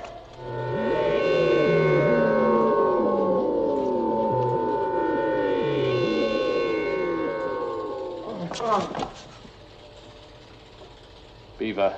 It's no use, Paul. I don't think he can hear us. Virginia, when I give the word, dive. All right, Paul. They have no choice. He's already killed twice. Now!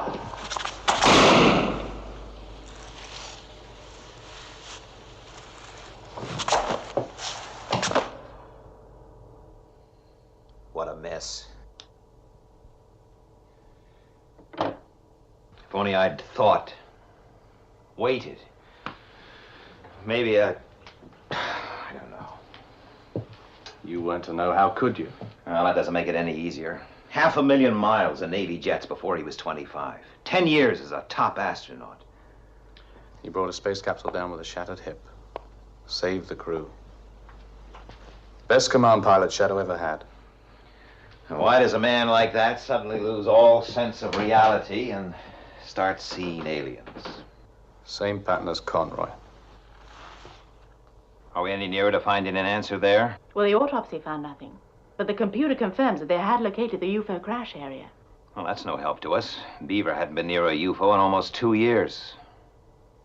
It's too much of a coincidence. There must be a connection. A link. I need some air.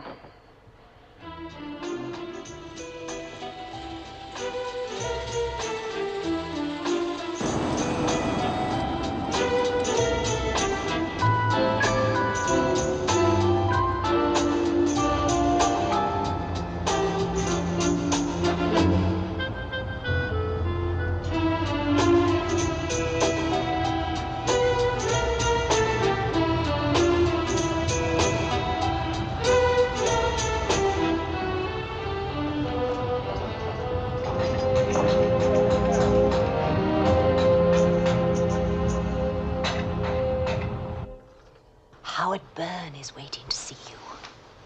Howard Byrne? He's the star of that new TV series they're filming on 5 and 6. Oh, yes. Well, he's picked a bad time. I'm sorry, but he insisted. That's all right, Miss Elin. Well, I finally get to see you. You're a hard man to pin down, Ed Straker. Well, I've been pretty tied up just recently, Howard. Sit down, sit down. Thank you. Yes, haven't we all? Well, what's your problem? You're the one with the problem. Am I? The series. You have seen it, of course. Well, yes, but not as often as I would have liked. Well, unless something's done, it's heading for big trouble. Fortunately, though, I have a solution. No? I want script approval. Now, Howard, you know we can't do that. Mr. Straker, the series is going to pot. The scripts are old and hackneyed. The entire production is lifeless and trite. I don't think it's doing anything for you. I know it's not doing anything for me. All right, let's talk about it. I didn't come here to bargain, Ed. I want script approval. It's not in your contract. Well, of course, you could hold me to my contract, but you know, I'm getting these terrible bad headaches recently. Headaches? I wonder what could be causing that. Well, it could be eye strain, or reading a lot of bad scripts. I mean the kind of headaches keep me off the floor a couple of mornings a week. Understand? Yes, I understand blackmail. Blackmail? I never said anything about blackmail. I'm talking about migraine headaches. Well, why don't you leave it with me, Howard? I'm sure I understand. I'm not sure you do. If you think I'm bluffing, try me. All right, I'm calling. No script approval, Howard. You know, these headaches that you've been suffering from, they could be caused by a swelling between the ears. Shouldn't you be in Theater 7 looking at your rushes?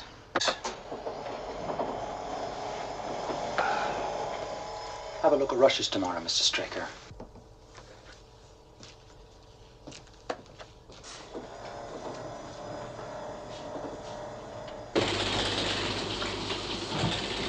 Control to Sky 4.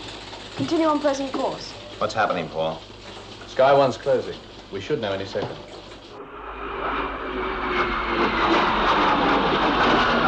Control, I'm in search area.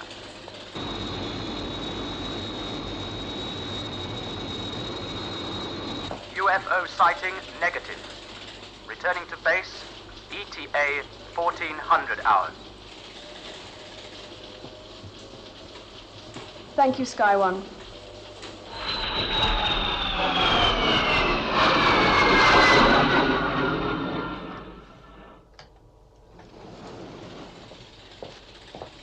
Conroy's personal effects.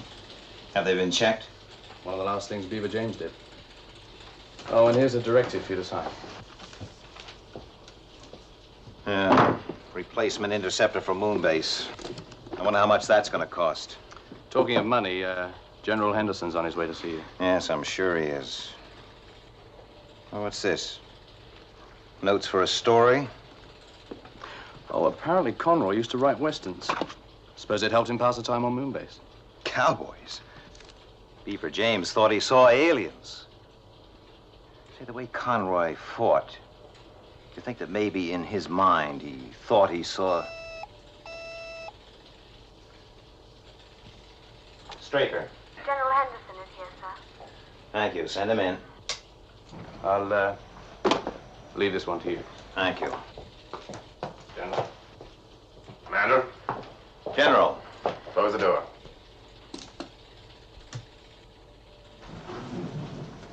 I had a report on astronaut Conroy. It didn't make a lot of sense, but these things happen. And now I get one on Captain James, but makes even less. Well, if you're looking for an explanation, I don't know. The committee just won't buy that, Straker. You're gonna want some answers. You're sending me up there with nothing. What do you expect me to do? Stand up and give them a couple of choruses of Love Her Come Back? We need more time. If we had managed to take James alive... Now, what do you mean? I killed him. You what? With this gun. The one he had on Colonel Lake. It was empty. Oh, don't give me that unkind of Straker crud. If you can't stand the heat, you shouldn't be in the kitchen. You're making this personal? Any way you want. All right, General Almighty Henderson. Every man and woman in SHADO is my responsibility. Oh, my gums bleed for you. They're highly trained, dedicated, often under tremendous stress. Oh, stop it. You make me cry. My God. I'm really seeing you for the first time. You don't care, do you? You really don't care. Stress, we're all under stress. Follow the street with his bleating flock. Don't push me, Henderson. Cheap! Look, somebody ought to take What, you. You haven't got the guts. Let's get back to realities. You're nothing but a bunch of spineless, gutless sheep, the lot of you. Nah. Cut! And print that. That was very, very nice. How was it for you? Okay, I guess. Felt all right, anyway.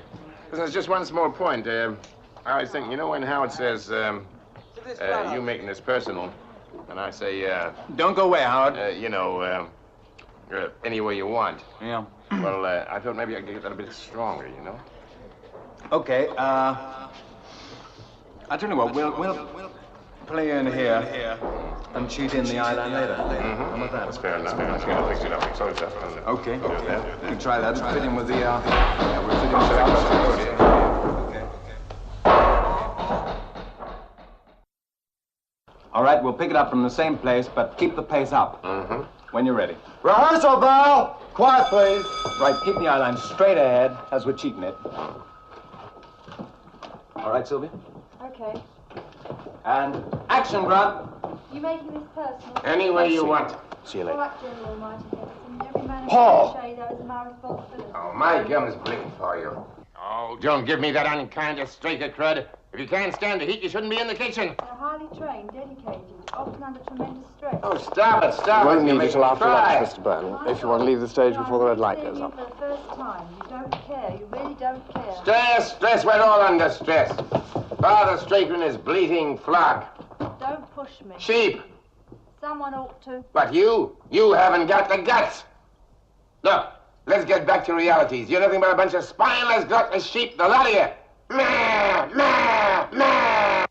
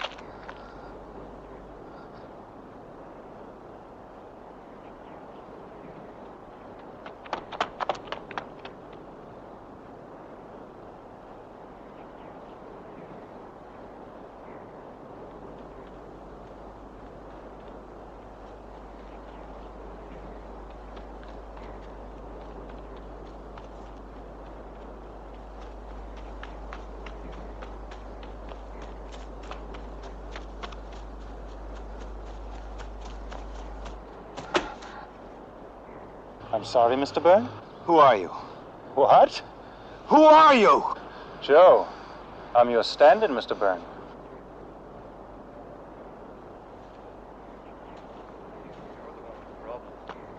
I'm getting these terrible bad headaches recently. You know, these headaches you've been suffering from, I think it's caused by a swelling.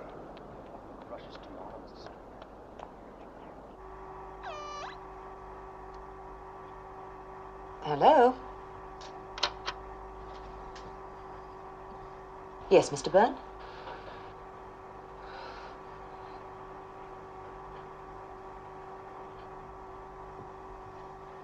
I'm afraid Mr. Straker is engaged. I want to see him. I'll call you back. I'm afraid that's impossible. Shouldn't you be in Theatre 7, Mr. Byrne? They're showing your rushes.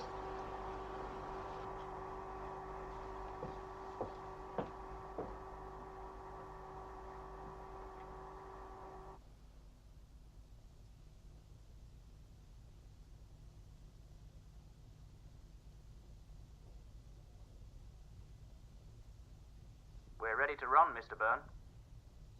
Very bewildered and frightened. Why does a man like that suddenly lose all sense of reality? Cowboys?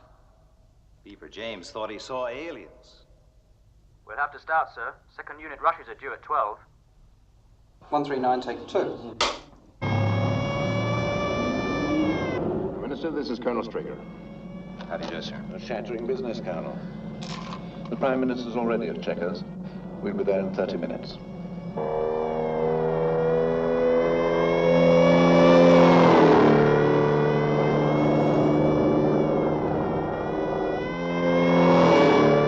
We've been in constant communication with Paris, Moscow, and Bonn during our visits. I think the British government's approval will be a formality. The evidence is absolutely conclusive. If I might just... Sure, Colonel. It may speed things up.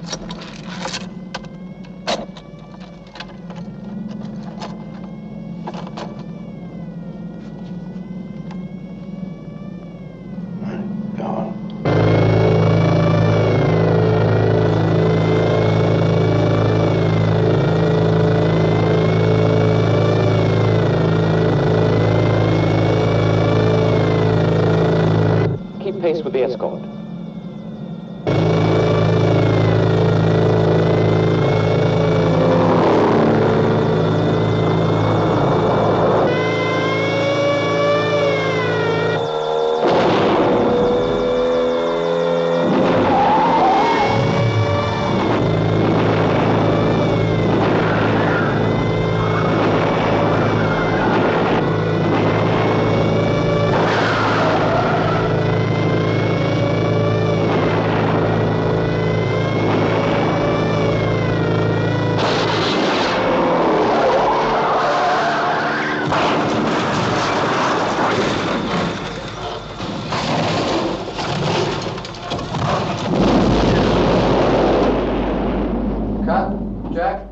Do you mind if I join you?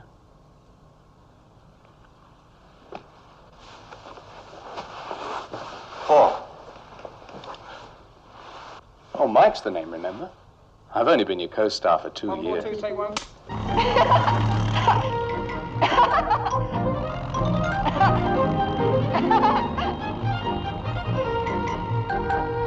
John, don't you like it? I think it'll make a great episode.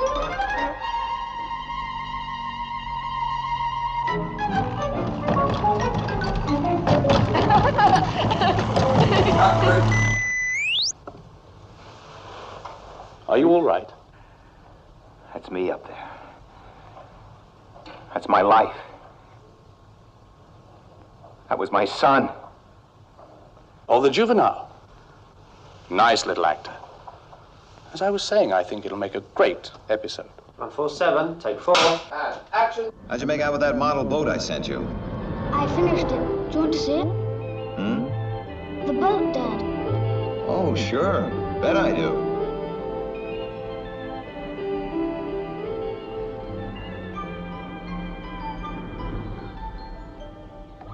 Wait for me, Dad.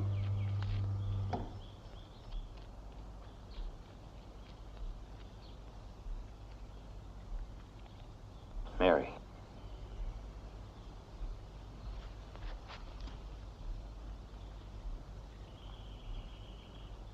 Hello, Mary. Hello, Ed. You're late. Yes. We were having such a great time, I thought an extra half hour. Could you make it a week later next month, say the 18th? The 18th, yes, that'll be fine. Mary! Johnny wanted to show me something. I think you better go. I'll explain to Johnny. Right. Goodbye, Ed. My God, what's happening?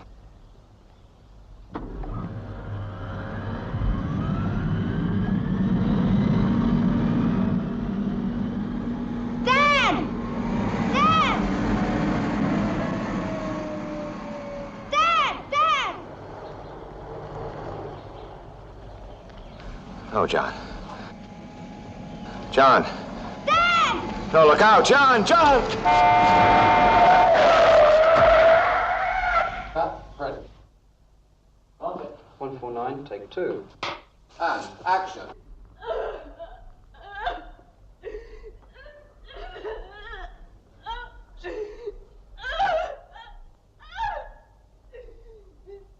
Mary.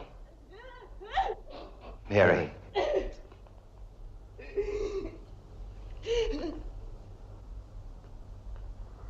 I never want to see you again. Oh, stop it! Stop it! Stop it! All right, cut it. Well, I've heard of method acting, but you take the coconut. What's got into you? You take my memories, my life, my soul, and stick it up on that screen. What's this, the star bit? It's make-believe. We're all in the same business. Pretty pictures for the masses, right? Listen, Paul. Mike? Mike, whatever your name is, it doesn't matter. You're part of a nightmare, this nightmare. All this, everything I'm seeing, I know it's only in my own mind. What? Trying to make me crack. Make me believe in the unreality. Conroy, Beaver James, they must have gone through the same thing. You've got to help me. I don't know what you're talking about. I'm talking about you in my nightmare. I have to get back. I need your help. I need Paul Foster's help. You're crazy. You're crazy. You're crazy. You're crazy.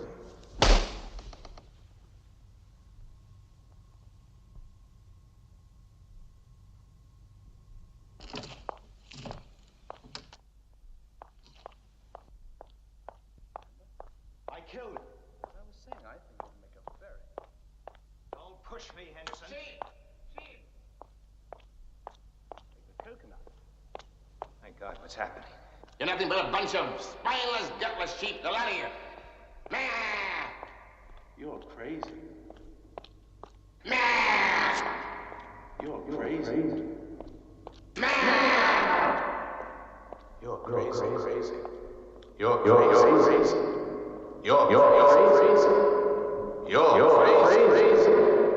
You're crazy. Crazy.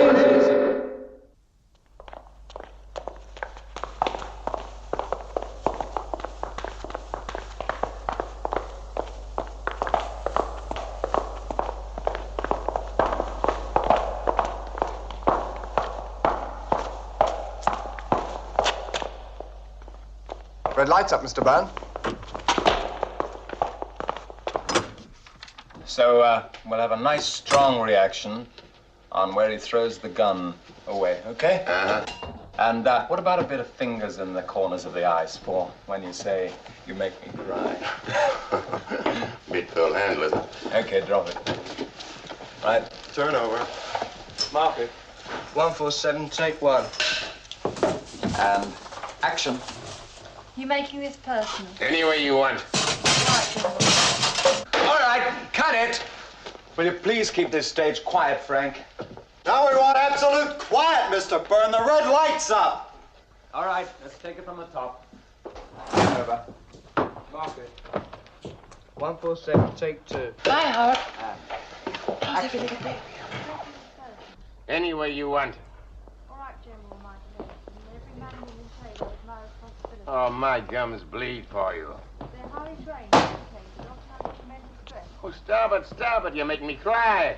My God, you know I'm... What the devil's going on here? Frank? Well, what can I do about it? The guy's crazy.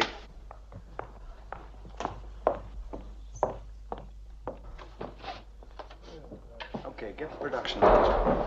Get the production manager on the set. Okay, so sit down.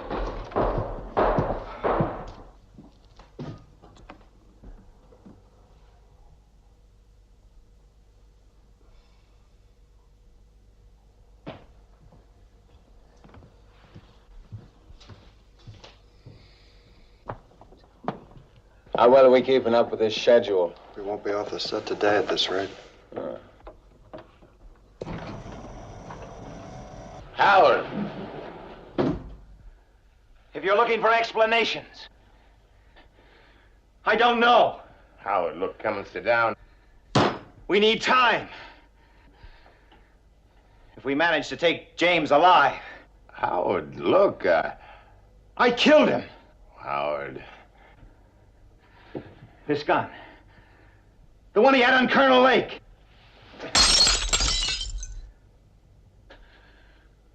It was empty. Don't give me that study for Straker crud. If you can't stand the heat, you shouldn't be in the kitchen. You're making this personal? Any way you want. All right, General Almighty Henderson. Every man and woman in SHADO is my responsibility. My gums bleed for you. They're highly trained, dedicated, often under tremendous stress. No, stop it, you make me cry. My God, I'm really seeing you for the first time. You don't care, do you? You really don't care. Stress, we're all under stress. Father Straker and his bleating flock. Don't push me, Henderson. Sheep. You know, somebody ought to take... You haven't got the guts. Let's get back to realities. You're nothing but a bunch of spineless, gutless sheep, the lot of you. Meh! Meh! Meh! Meh!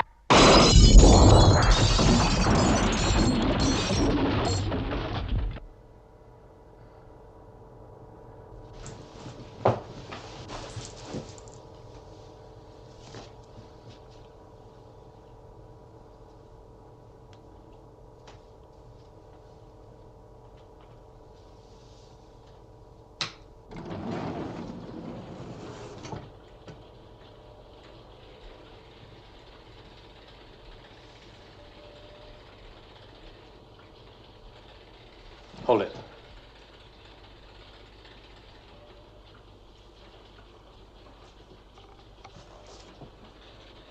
Paul?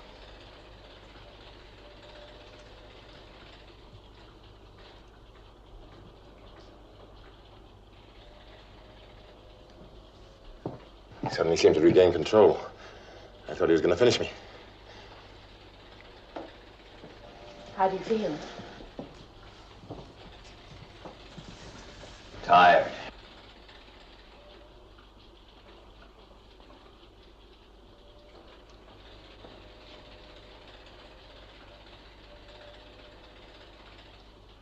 Did I cause all this? Well, nothing too serious. The link. The link was a rock. Conroy must have found it somewhere near that UFO wreckage.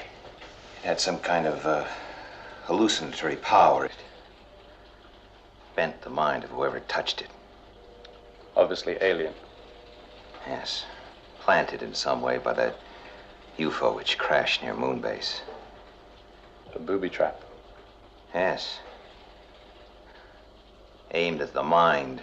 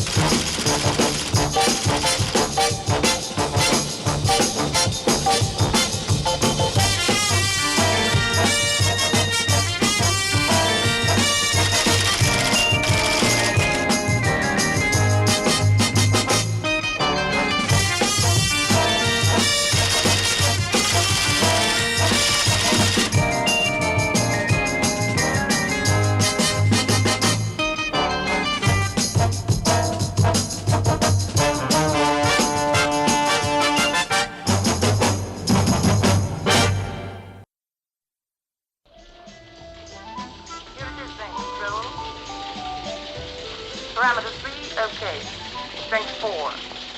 Parameter 4, okay, strength 5. Parameters 1, 2, 6, and 9 still breaking up. Until you have rectified this, go on using parameter 5 as a standby. Right, thank you, Moonbase. Over and out. Priority Quasar Washington to Commander Straker Shadow. General McWhirter presents his compliments. Looks forward to meeting you.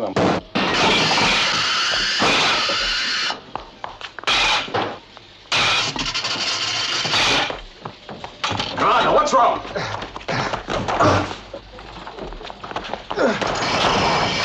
Stop it!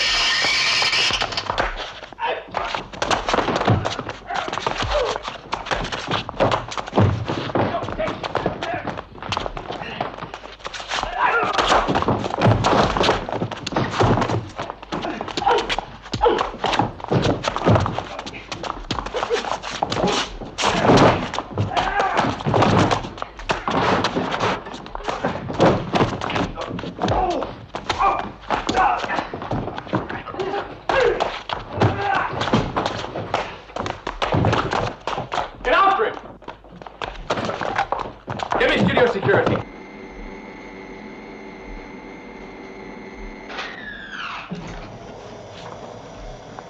Commander Straker.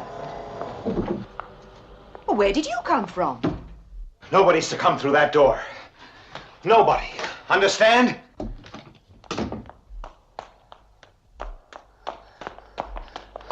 Oh, Mr. Straker.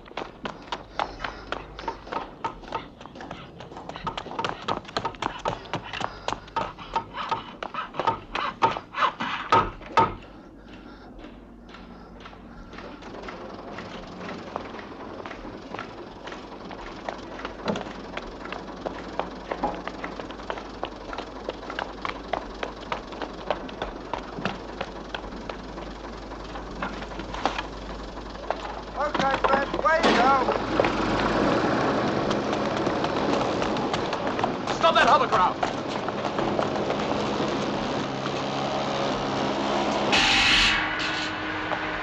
Mr. Straker, is there anything? Can I help you at all? Action!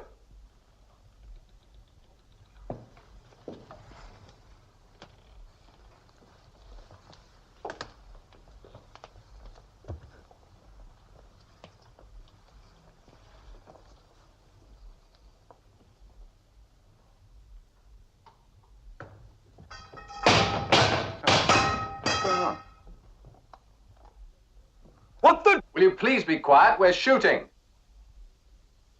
Right, everyone, settle down. Settle down. Going again. Did all that be so quick? I never saw him. There he is! Come on!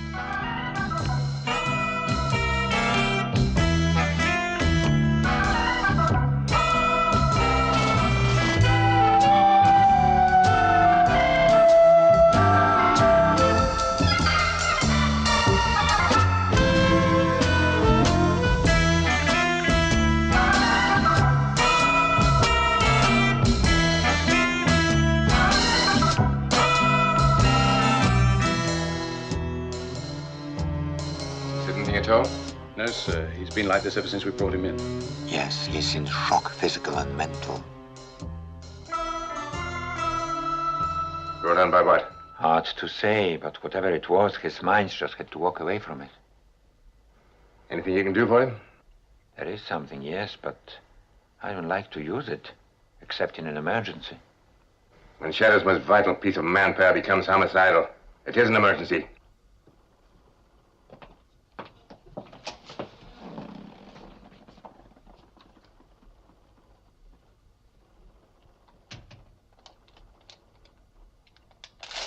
He came bursting out, but he didn't come in.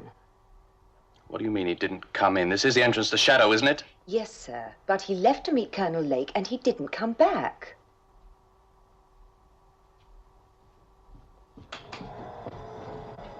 No, sir. He didn't come down this way. You're absolutely certain? Yes, sir. He couldn't have got past without us seeing. No, sir, Mr. Straker hasn't been in. We always log him in and out, and he hasn't been anywhere near. Doesn't make sense. I'm sorry, I just don't seem to be able to remember a thing. You can't remember coming back with Commander Straker?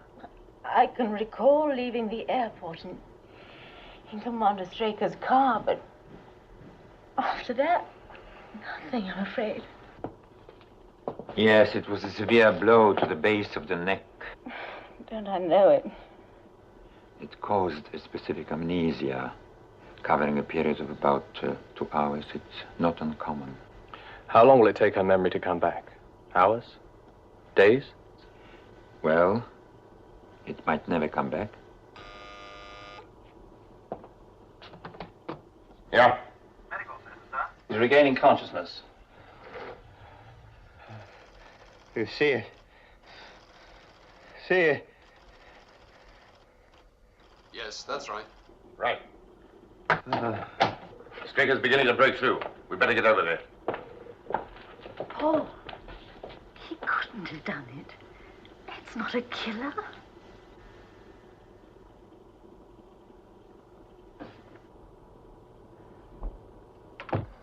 Kill. Kill. Get us. Going to get us. How dangerous is this drug? I told you it's risky. It could open his mind or destroy it. Kill. Get us.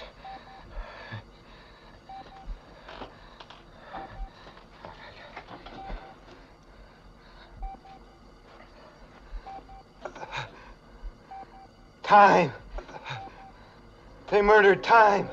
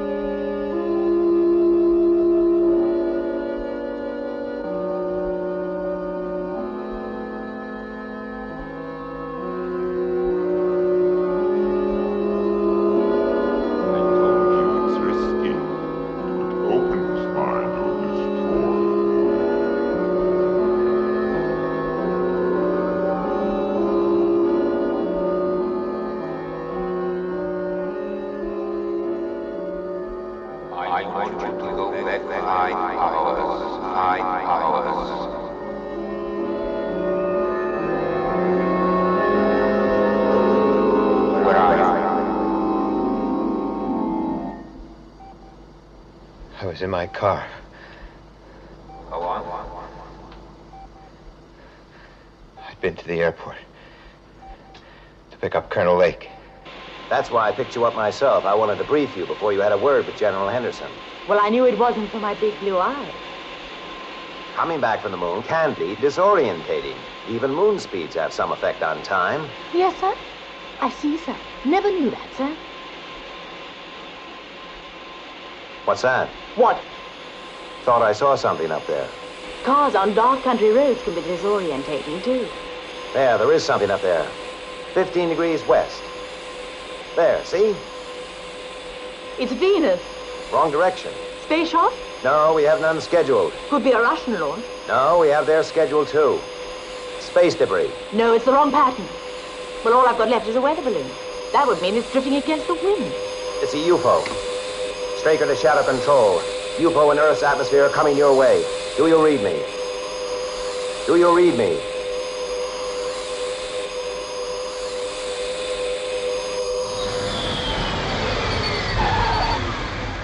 Check the radio link. But how could it have got past Moonbase without being spotted? I don't know. Well, the radio checks out. We're receiving and transmitting at full strength. It's absurd.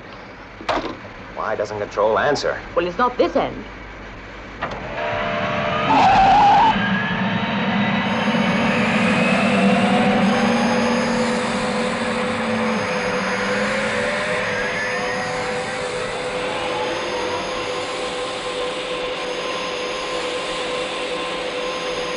But if they've knocked out Shadow communications, why haven't they landed and destroyed the base? They may have done just that.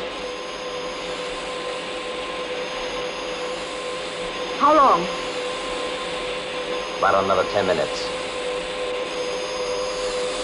It's coming this way. On this. It's going overhead.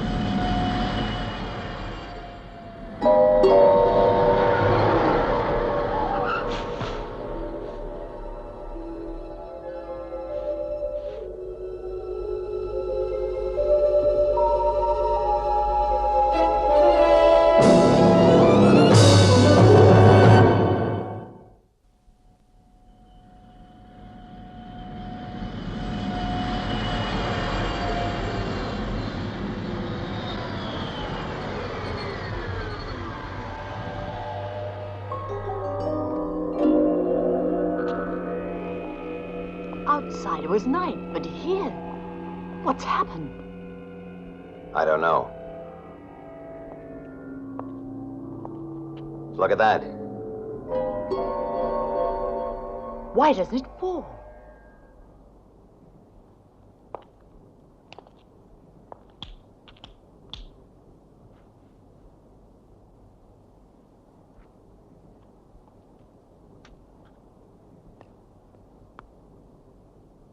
I don't believe it. We must be dreaming. It's unreal. What's happening? Night into day. Everything stopped, arrested. It's like a clock that suddenly... Come on.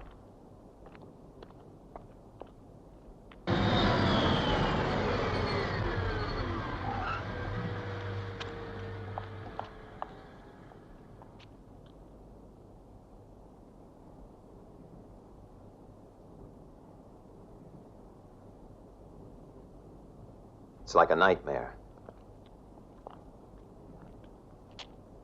A grotesque nightmare.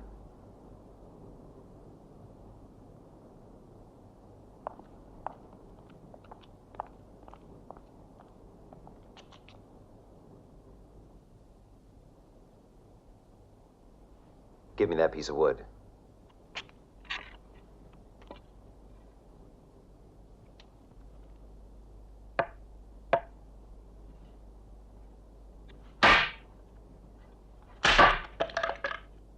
Commander!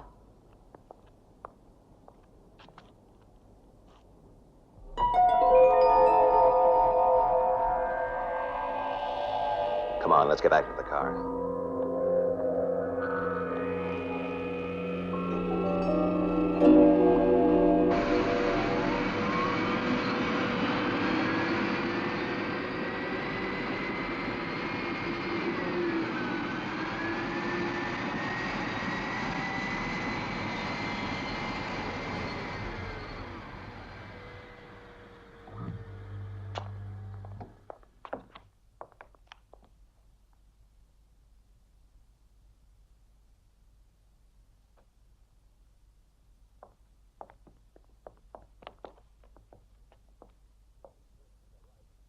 If these worksheets are right, and they're up to schedule, then this thing has only just happened. But why the daylight? It's been dark outside for 2 hours. I don't know. But there must be some kind of logic in it somewhere. Come on, let's get down to control.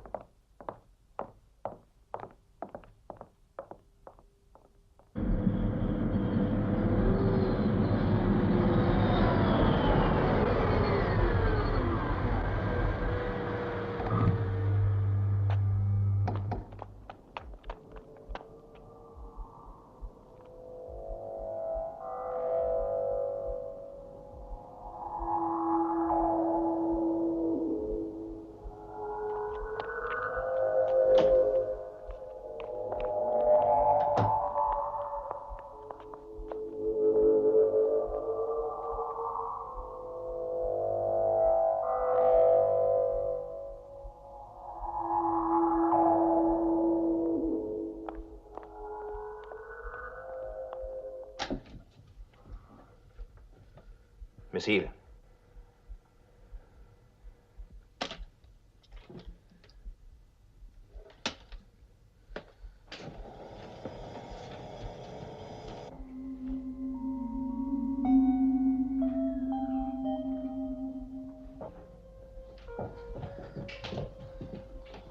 Why haven't Moonbase reacted? They must know something's wrong. They could have had Skydiver over the base by now. What are you going to do? Call General Henderson. We need help. That thing's still up there. If it comes down before we can get assistance, must be someone we can contact.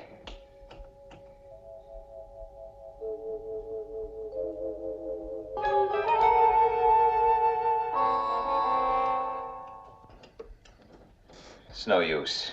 If we could just understand the principle they've used. There's no pulse. The body temperature's normal. Yet they're fixed like statues. It's almost as though they've been frozen in time. Yes, that's it. That way, whatever they were doing, they'd be fossilized when the force struck. Yet the lift from your office was working. Yes, I know. It doesn't fit the pattern. Colonel. This isn't frozen.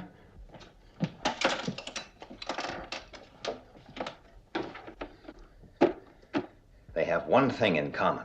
They weren't in motion when it happened. Yes, they weren't moving in time. That's why the elevator works. But then if we could find a monitor that wasn't switched on.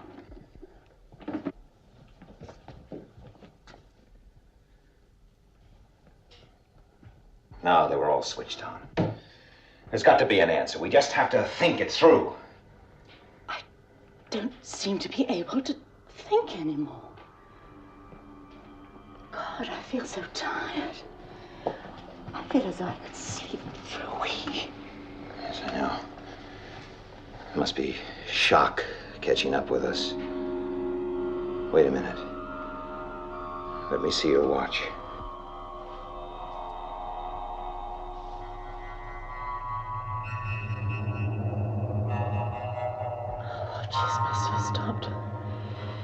minute we got to the studio. Just like the clock. Beginning to get to us. Yes. I can feel it. Medical center.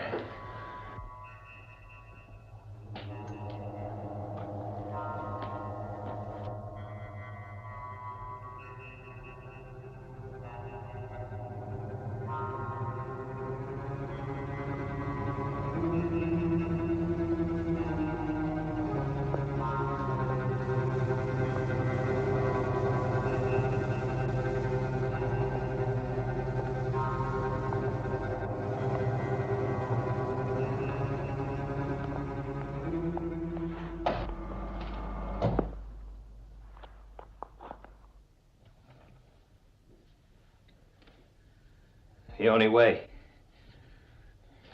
you could get past Moonbase, travel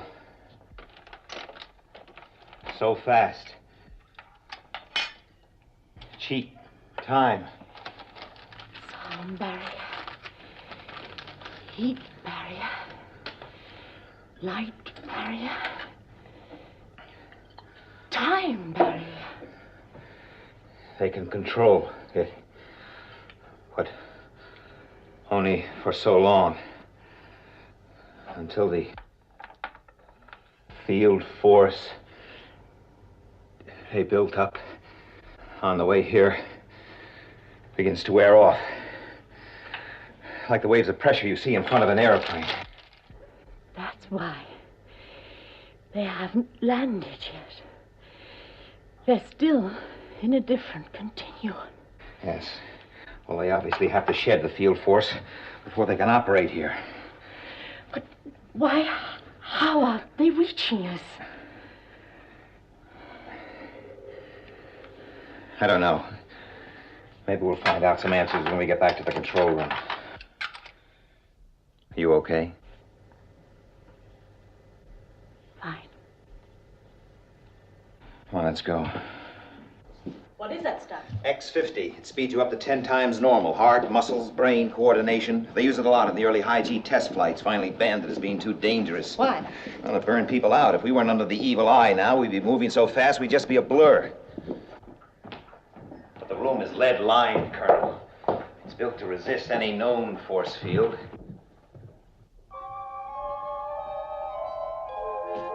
Commander, What is it? on the corridor. I'm sure I saw something move.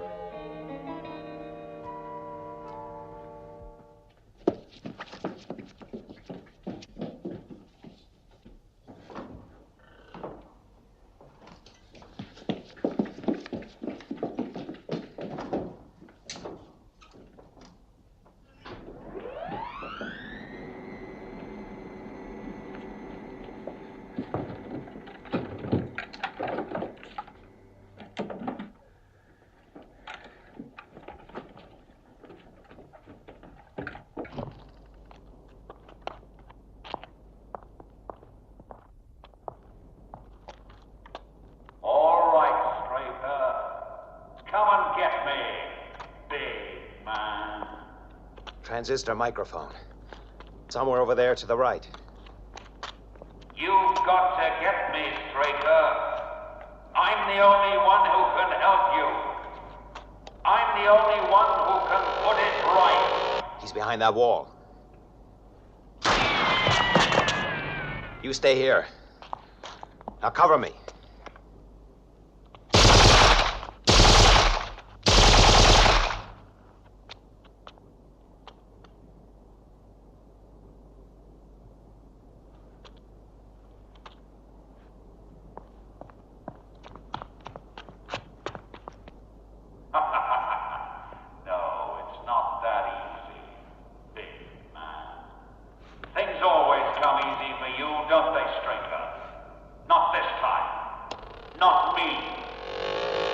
He's around the corner, by the covered way to J and K block. Over here. Now stay behind that wall.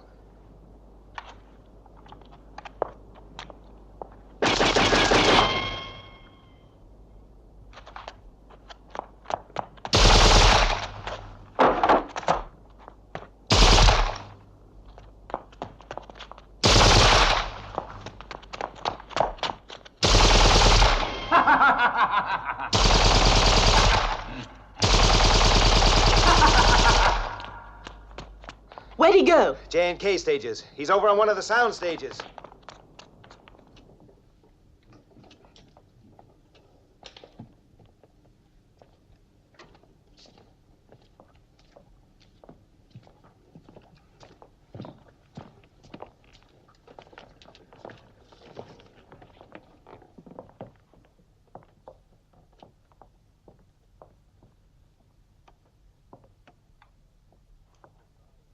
You've heard of silent films, haven't you, Mr. Big? Well, this is the new bag. Non-moving movies. Kind of restful, isn't it? Yes, this is the place, Mr. Big. Yes, sir, I is here if you can but find me.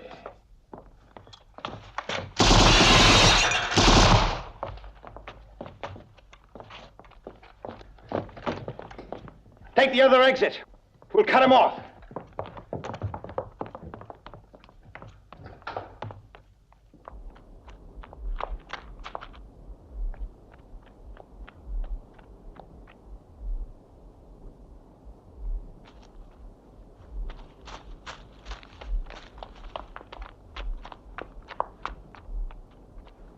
Where'd he go?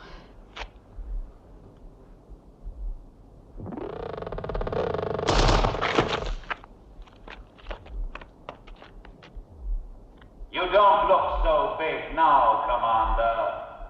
Don't you know me yet? I'm Turner, radar operator, Class 1. I know you, Commander. The big man in charge of the world.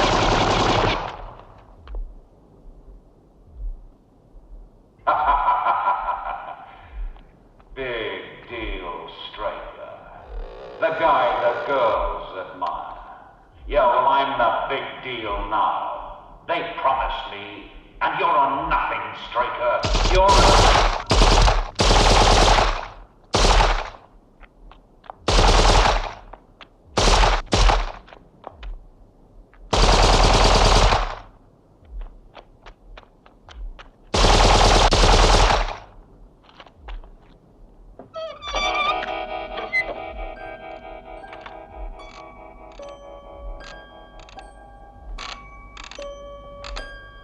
Wrong again, Straker.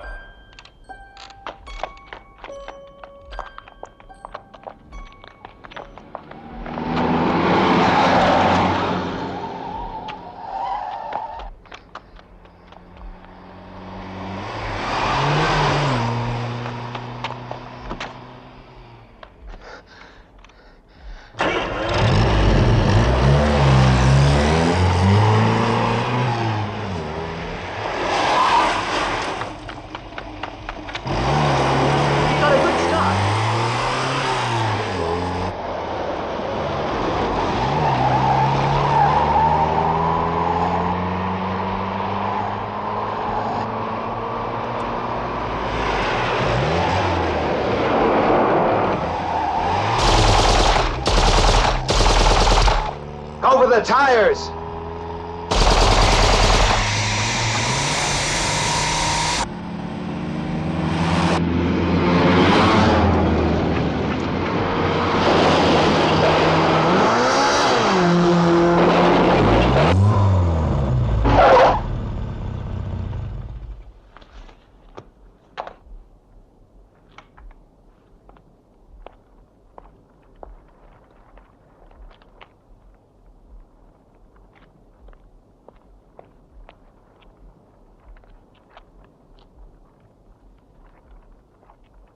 Hiders, seekers, finders, keepers. Where are you going to find me? Where are you going to find me? You're it, Straker. You are tagged. They're coming soon, Straker. Soon as they've brought their power down. They'll be here soon. And you're not going to spoil it. Oh, they're marvelous, Straker. They're brilliant. They can do things we can't even conceive.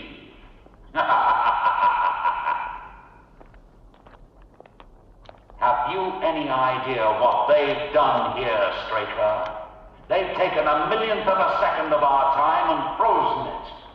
This whole thing is taking place in a millionth of a second, Straker. That's why Moonbase doesn't know anything's wrong. Compared to them, we're midgets, Straker. All of us.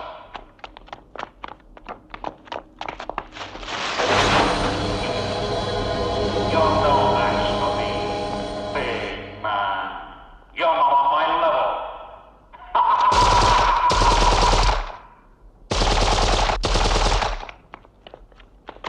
Don't you understand, Straker? Hasn't it soaked into that blonde skull of yours yet? I'm outside of time, Straker. I am outside of time.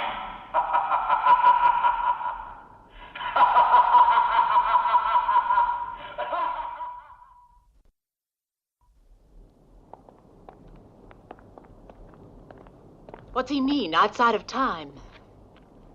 Well, time has stopped in here, we know that. But somehow the aliens have given him immunity in return for his help. So he's independent of time.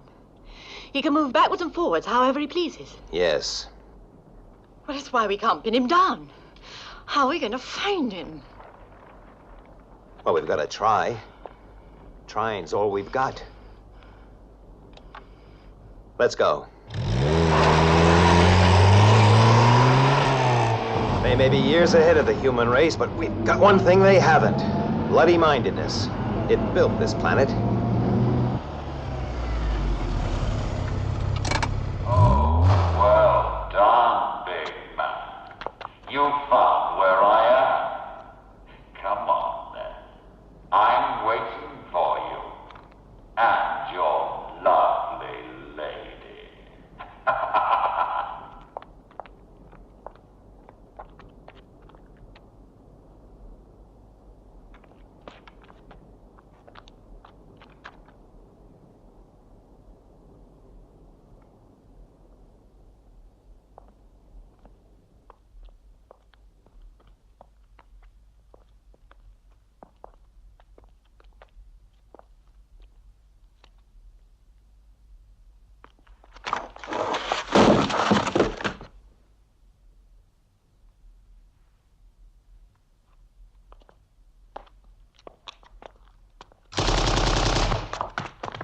It's all right, Straker.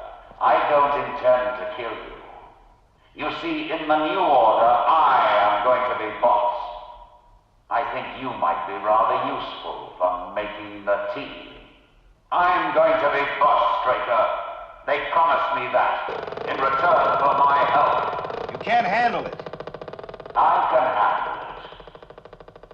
No. You're a small time. You haven't got the horsepower. I've got more than I need to fix you. No, come on, it takes guts and brains to be the boss. Listen, you primitive idiot. How do you think they're transmitting their power in here? Because I fixed a piece of equipment in the control room so it would act as an aerial. A piece of SHADO equipment, Straker. I don't believe you. What piece of equipment? You must think I'm as stupid as you are.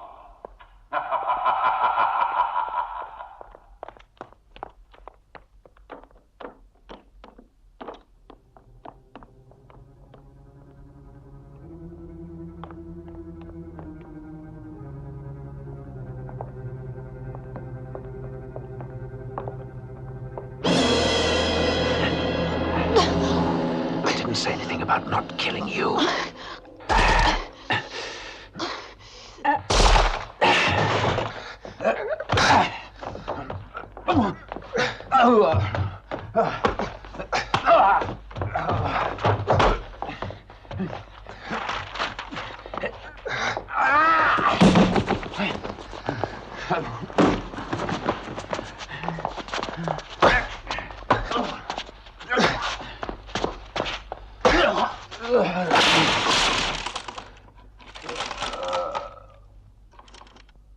It's not that easy, Straker.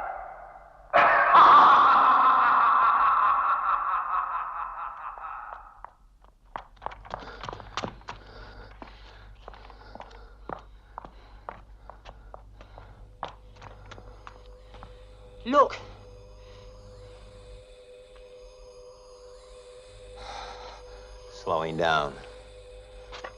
Drugs. Hypodermic. He used too much energy. What will another shot do to you? Doesn't matter. Quick.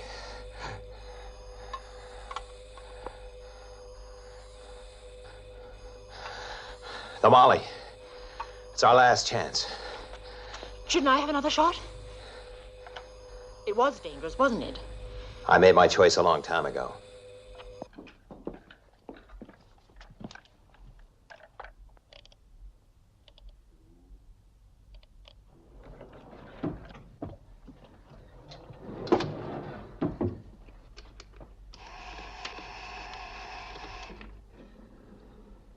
Take that key.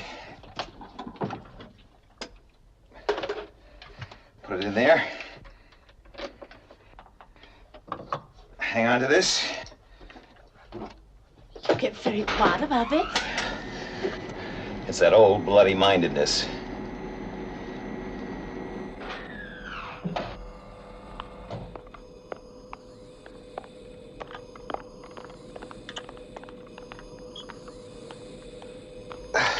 Can you hold on? Shall I get another one of these? No, there's no point. We're not gonna get a second chance.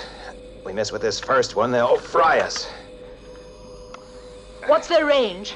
Well, we have to wait till they get in close.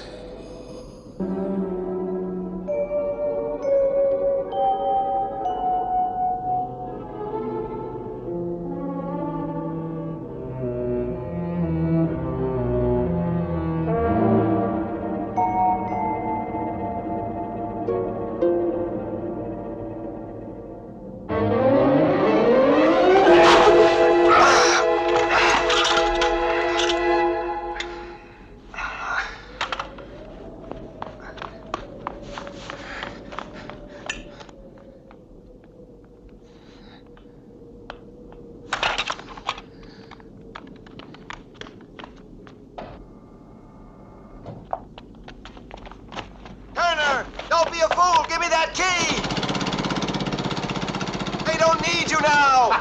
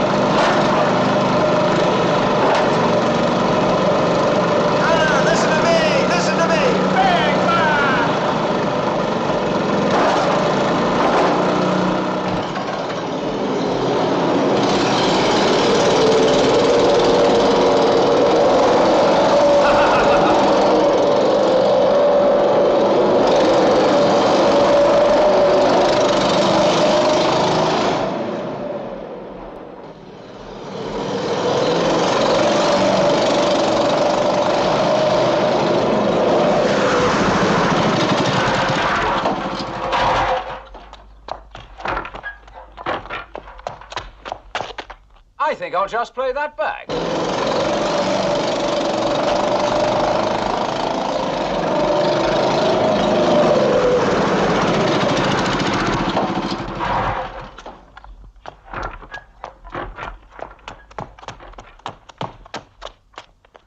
I think I'll just play that back.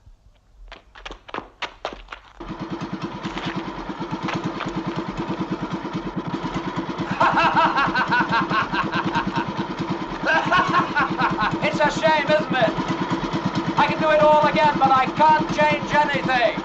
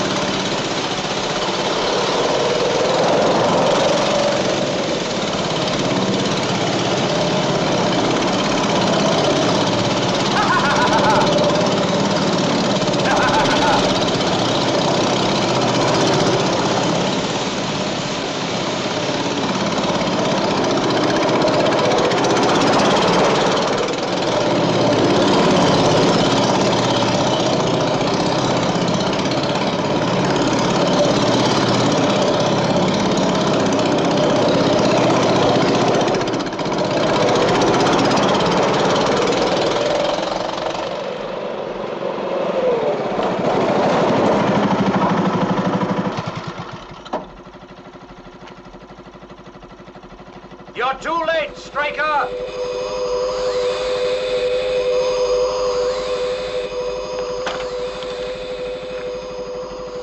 Give me the key, Turner. Come and get it, Commander.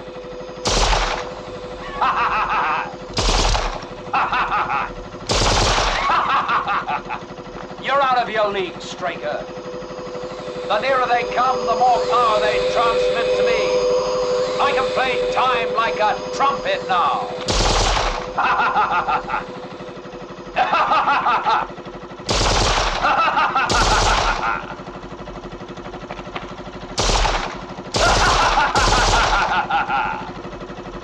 You primitive idiot. You can only see me where I've just been, or where I'm going to be.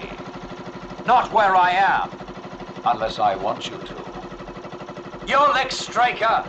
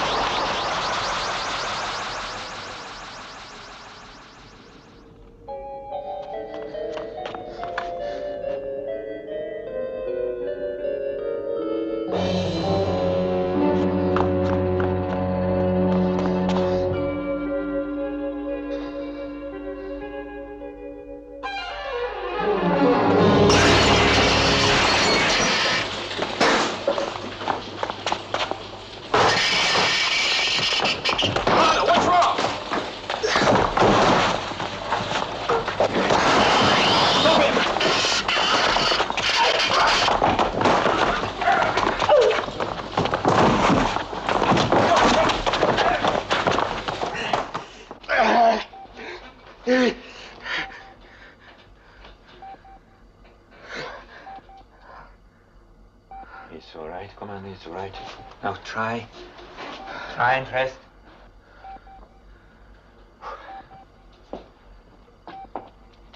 Incredible. Yes, General. But there are more things. But how? I'm not sure, but in some way they were able to expand a moment in time. Commander Straker experienced such an extended moment.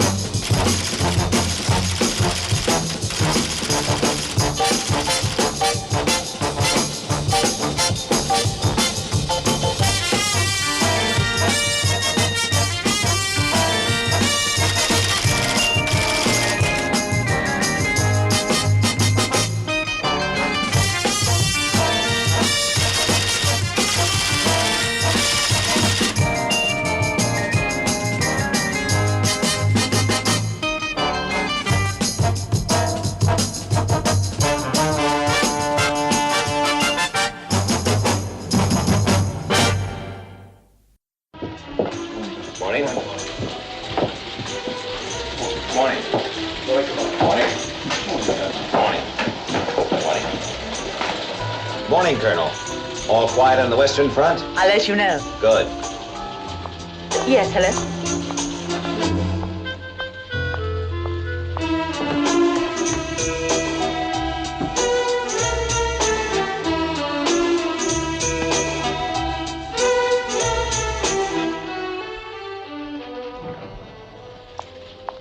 There was security on the line. And? Inquiries on UFO report YP195 may be reopened now.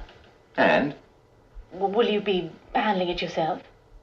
Well, since I have no idea what UFO report YP195 is all about, I can't answer the question. You see, the last report was numbered around 7,000, so you have the advantage on me, Colonel.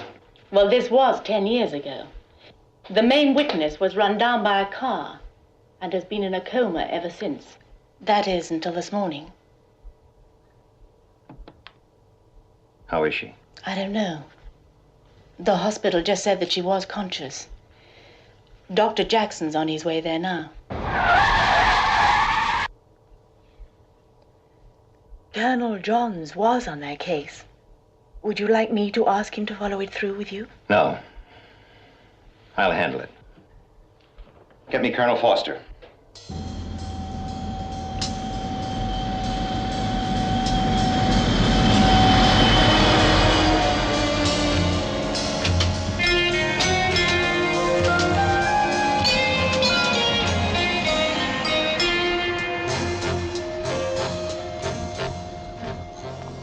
Thank you. Commander? Dr. Jackson, thanks for getting down here so quickly. Has she remembered anything yet? Well, she hasn't spoken yet. Shall I lead the way? How's our security? Adequate. Doctor, medically speaking, do you think it's safe for me to question her so soon? Oh, yes, certainly. In fact, it can only help. You see, she's been in limbo for the last 10 years. We must get her mind active as quickly as possible. It's very difficult in a case like this. She could have total recall or remember only fragments. You see, as far as she's concerned, the accident happened yesterday, and this will be your best opportunity. I see. Okay, thank you.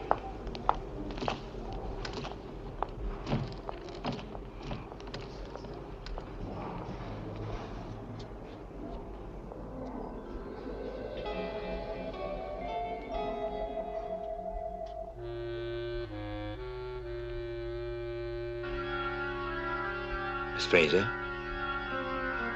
Miss Fraser? Can you hear me? There's a gentleman here to ask you a few questions.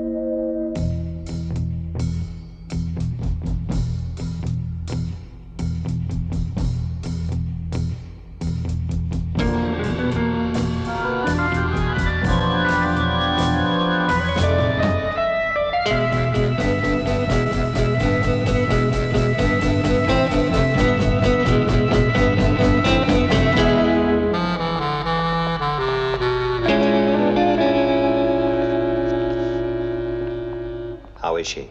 Yeah, much calmer now. Well, she obviously remembers me as the man who was driving the car that knocked her down. Yes, but I explained that you were in no way responsible. Does she accept that? In the main, but it's up to you to gain her confidence. Shouldn't we wait a few days, Doctor? Well, she needs shock therapy. As I said, you can only help her. Have you told her that she's been in a coma for the past 10 years? No. But when she finds out, she will need a friend. Her parents are both now dead. She doesn't know that either? No. She specifically asked us not to contact them. Do you know why? No, but it's really up to you. You're her only link with the past.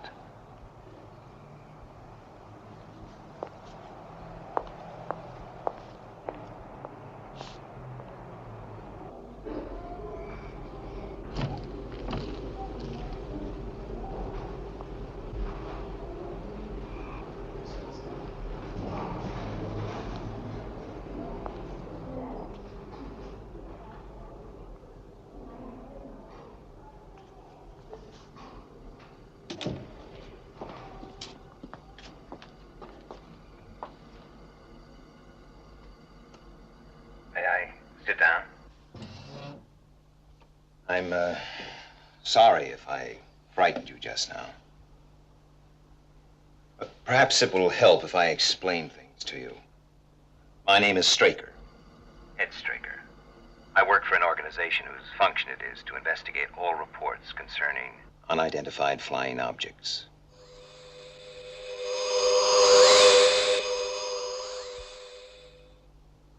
You saw one.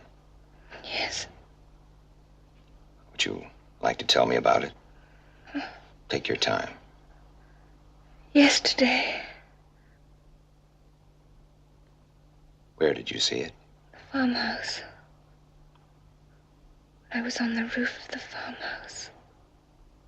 Do you remember where this farmhouse is, Miss Fraser?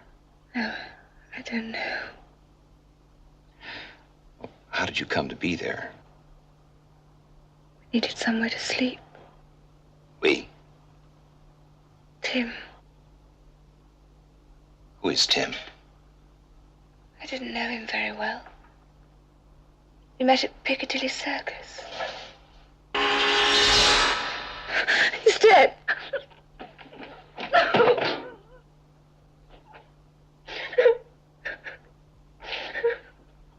How did he die? He fell off the roof.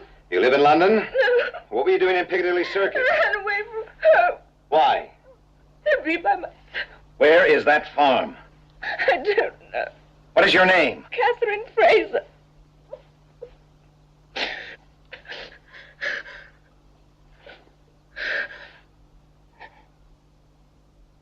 How do you feel like telling me about it? I'd run away from home because I was being stifled by my parents. Oh, I loved them very much, but I just wanted to be by myself for a while. I was on the point of returning home.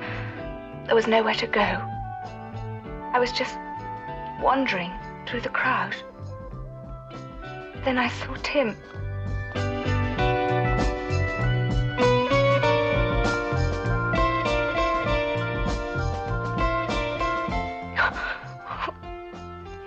It was only yesterday. There must be something we can do. If only we hadn't met, he might...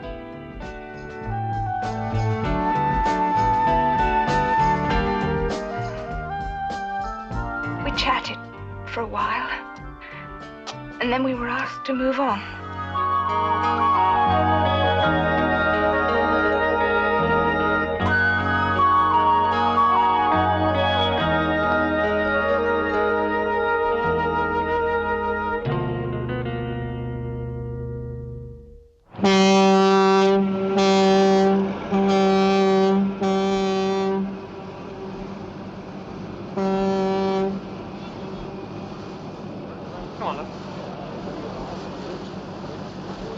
What I meant was, why did you give up when you only had 2 years to go? Well, 2 years, 2 weeks, didn't seem to make much difference. I just didn't see the point anymore. Well, you could have had your own practice by now, instead of just, well, you know, wasting your time. Now look, when I was at the hospital, I assisted on a 15-hour operation on a little kid, and he lived. That same night on television, I saw a newsreel of men killing each other. Suddenly I lost the urge to become a doctor. Oh, but Tim, look, I Now mean look, that... let's drop it, okay? I mean, you know, just enjoy the day. Okay, sorry. Okay. None of my business anyway. Hey, look.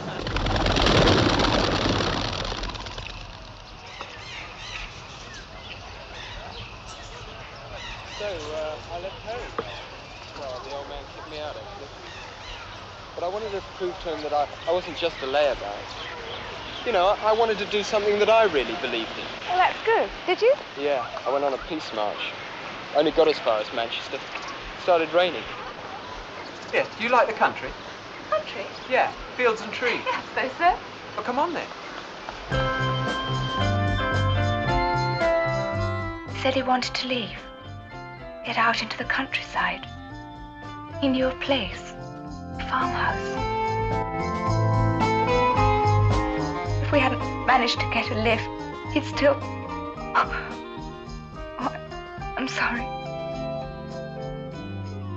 As we walked to the farm, we were happy. How could I have possibly known what was going to happen?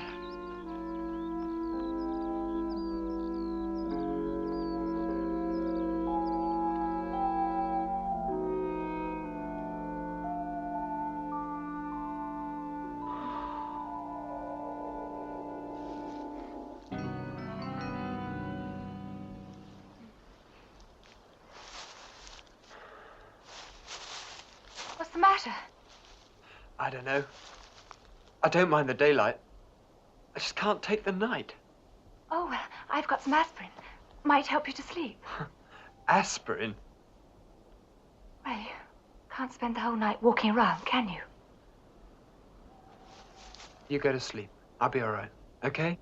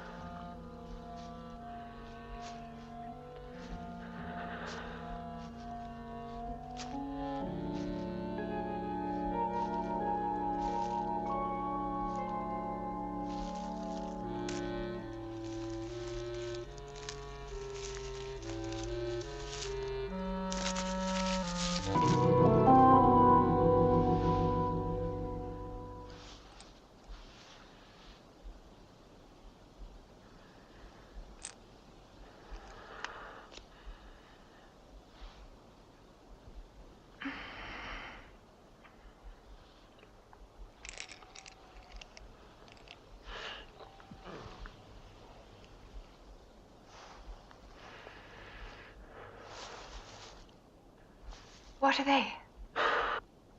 Oh, it's just something to make me relax. I don't believe you.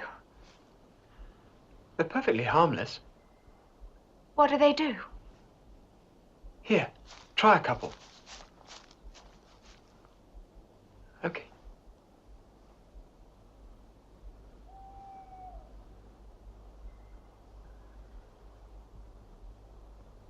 It's all right. They're not addictive.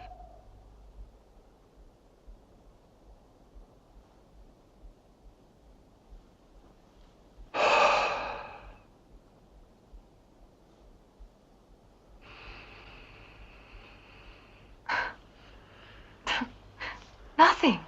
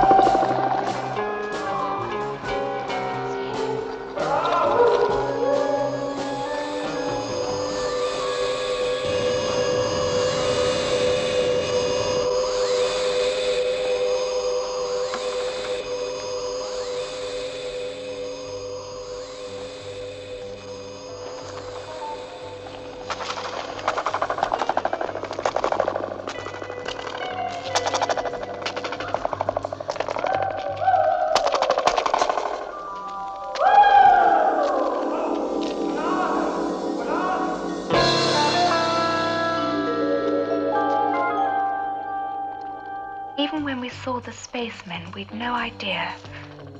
No sense at all of the terrible danger we were in. What were they doing? They were digging a sort of hole in the floor. Burying something. And there was this cylinder. Cylinder? Yes, like a mechanism. Tim picked it up and then he threw it to me. And this device belonged to the aliens? Yes, they wanted it back. They chased us. But to Tim and I, it was just a fantastic game. We weren't afraid of anything. Tim even encouraged them to join in.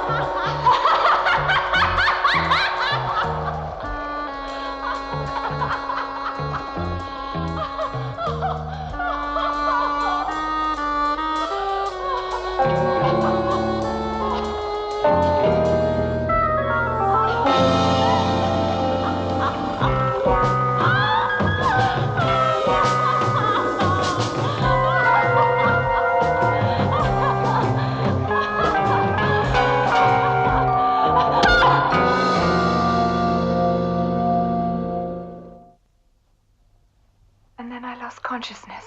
Now, what was in the hole that they had dug? I don't know. Try and describe it to me. Well, it was a sort of container. Quite big. You could see through it. It had sections, colors. And what did you do with the piece that you took? I had it with me when I left the farmhouse, but I don't know what I did with it. Please try and remember, Catherine.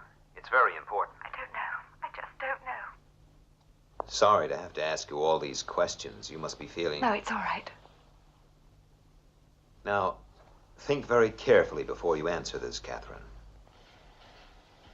Where is that farm?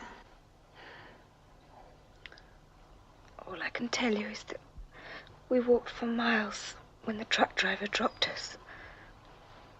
I'm sorry, I just have no idea. That's all right, don't worry about it. Now tell me, what happened after you came to? I must have been unconscious for a long time. When I woke up, I was cold and frightened. It was morning. It all seemed like a horrible nightmare.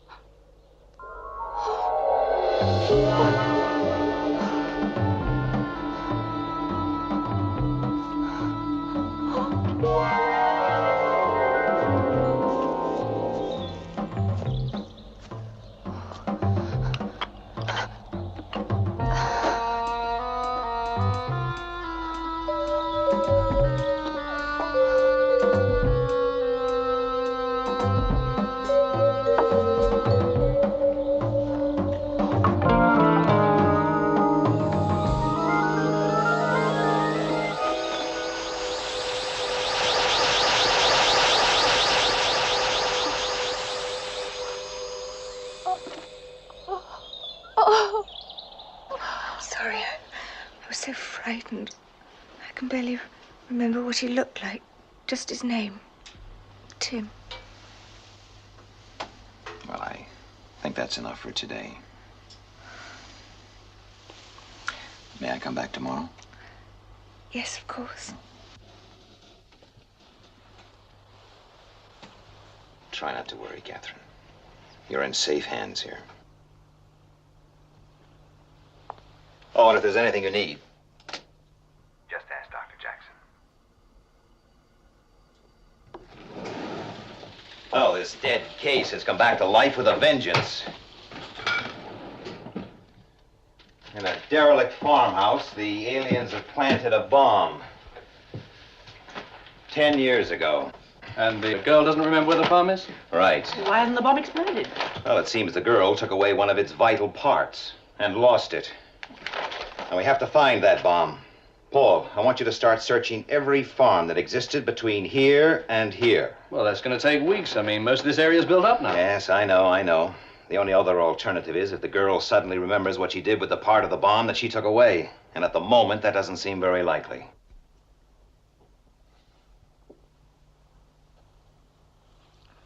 Sorry.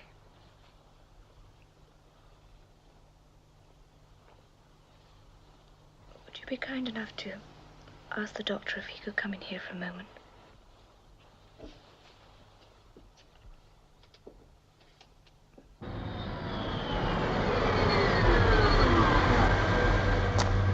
I'm sorry, Commander, but I had to tell her. Why? You should have left it to me. Well, last night she asked for her parents. I didn't have any choice. Oh, the poor kid. How did she take it? Pretty hard, but she asked for you.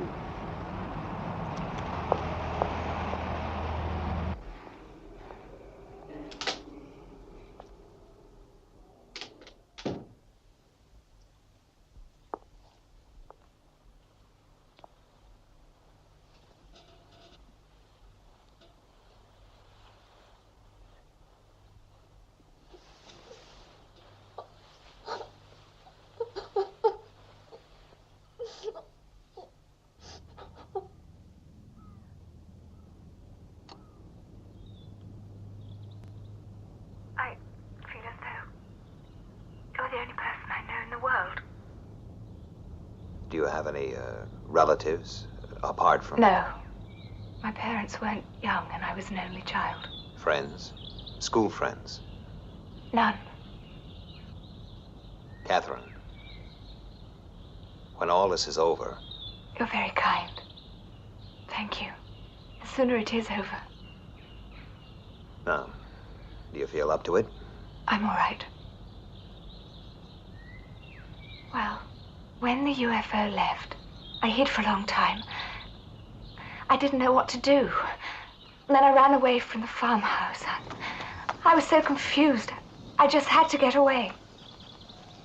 The next thing I remember is coming out of a field onto a road. Can you remember seeing a signpost? No, I don't think so. Oh, there was an orchard. Then I stopped a truck and got a lift.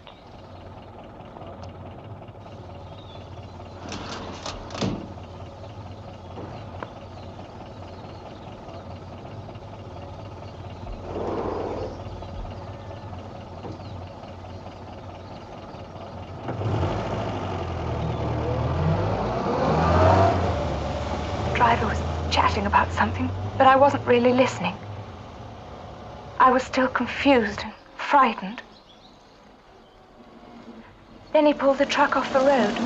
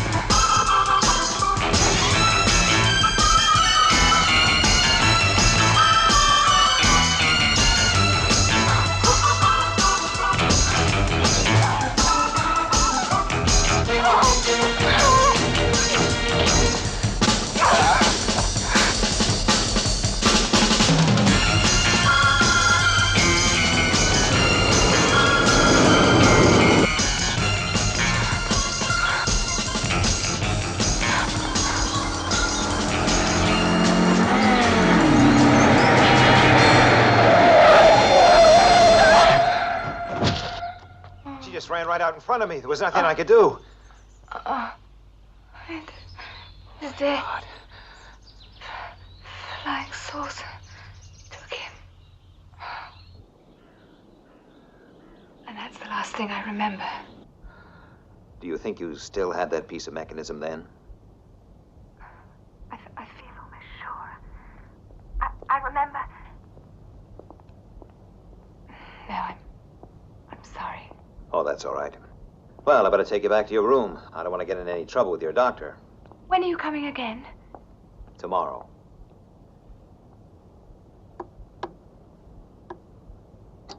That's the search in Area 18 completed. But even with a full crew, it's still going to take us the best part of 3 months. Well, then you'll have to split your forces, Paul. Catherine thinks she had her piece of the bomb when she left the farmhouse. Look, don't you think we're making a mountain out of a molehill? I mean, that was 10 years ago. Do you remember what happened in Turkey in 1970, Paul? 80,000 people killed, an entire city destroyed? Yes, but that was an earthquake. Was it? A UFO was reported over the area a few hours before the quake struck. Now, our farmhouse incident occurred 3 days later.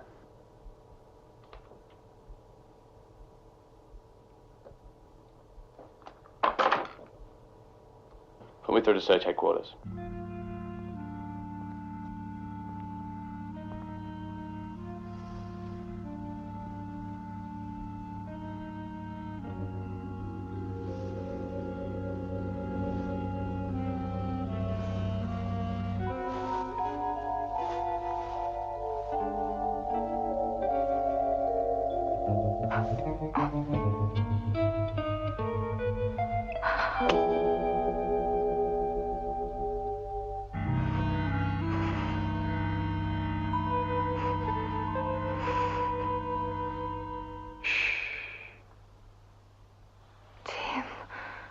I thought you were dead.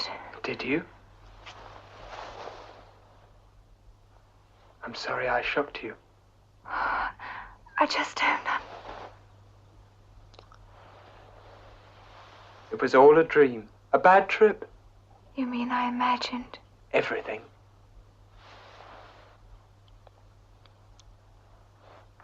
Oh, Tim. Oh, I'm so glad to see you. I'm so glad you remembered me. You're real. Some of it was real. The farmhouse. The mechanism. I had that. Yes, what about the mechanism? Ed Straker wants it. Oh, I don't know. I'm so confused. Was that part of the dream? Where is it? What? The mechanism. What did you do with it? Well, you can tell me, Catherine. I've tried. I can't remember.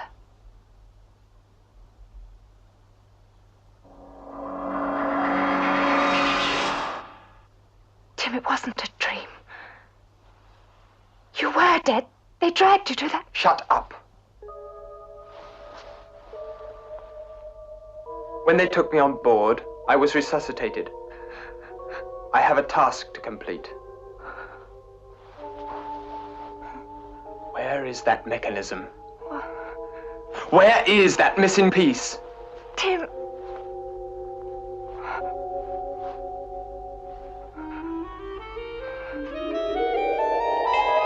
The injection will make you tell me. You will tell me.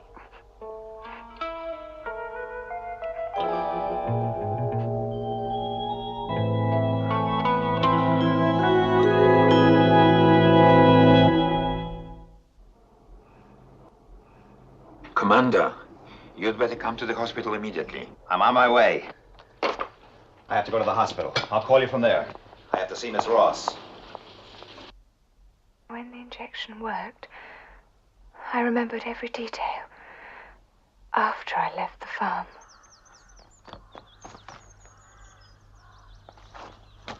I came to a humpbacked bridge over a canal.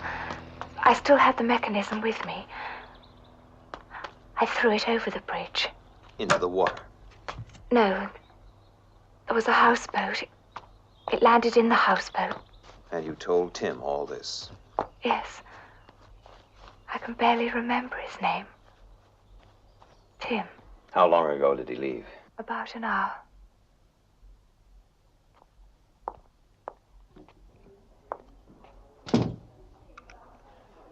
Get me security.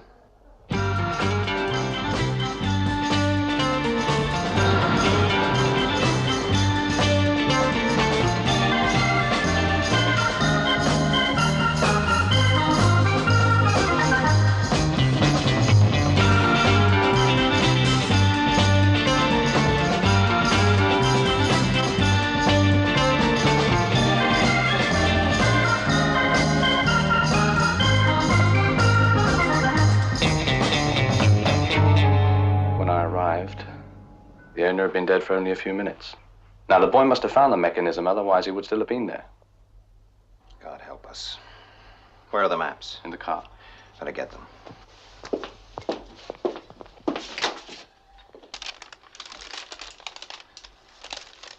Catherine. Catherine, I'm sorry, but we must try again. This is where the accident happened. You ran into the road from here. Now, can you retrace your steps back to the farmhouse from that point?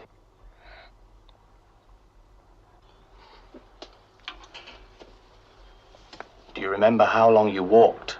2 or 3, maybe 5 hours, I don't know. Look, this is no good. We're still going to be here when that bomb blows up and Britain splits in half.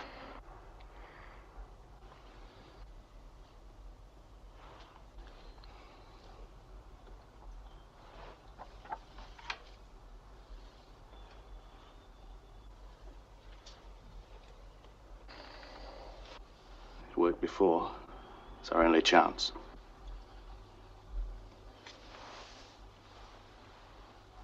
What is this drug, Doctor? I don't know. It wasn't anything I've seen before. Would another injection harm her? The last one doubled her pulse rate. It's nowhere near back to normal. I don't know what would happen. But you must use it. I won't take the responsibility. Paul, it could kill her. Look, thousands of people may die if we don't try.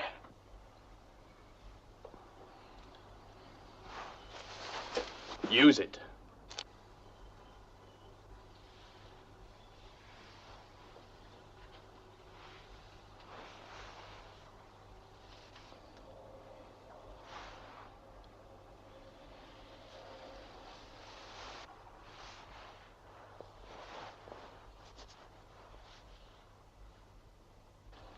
Wait.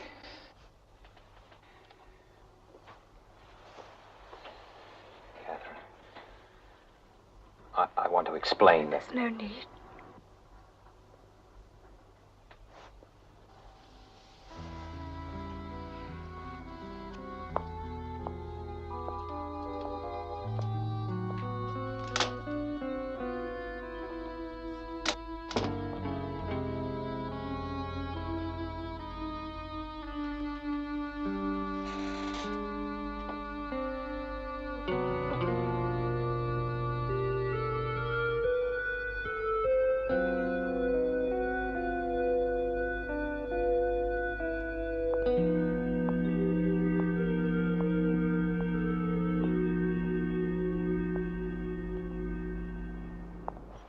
And then I turned left and ran for about 400 or 500 yards till I came to some fields.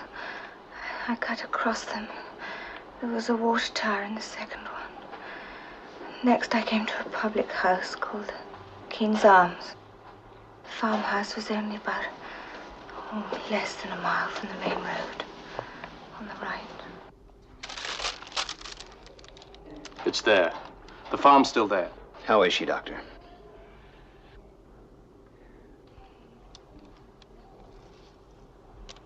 All right, Paul. Let's get to that farmhouse.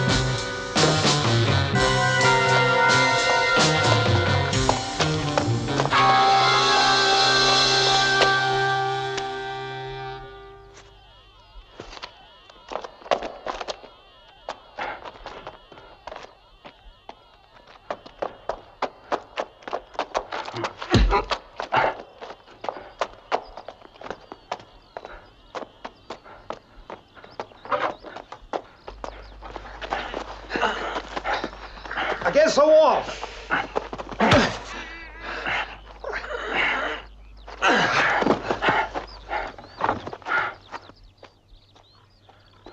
Wait, Paul.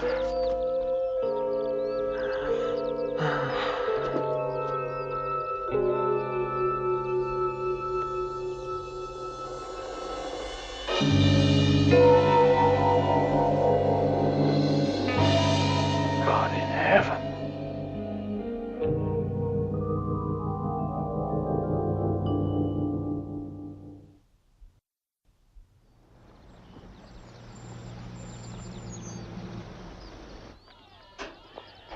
Four liquids held apart by separate compartments.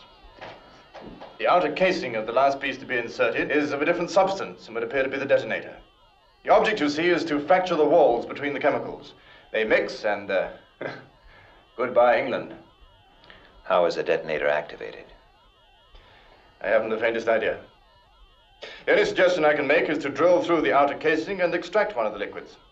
Will that work? Well, if it doesn't, there won't be anybody around here to say I told you so. Rig the drill, will you? And we'll need that green box.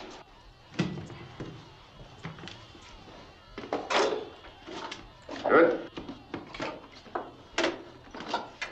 All right.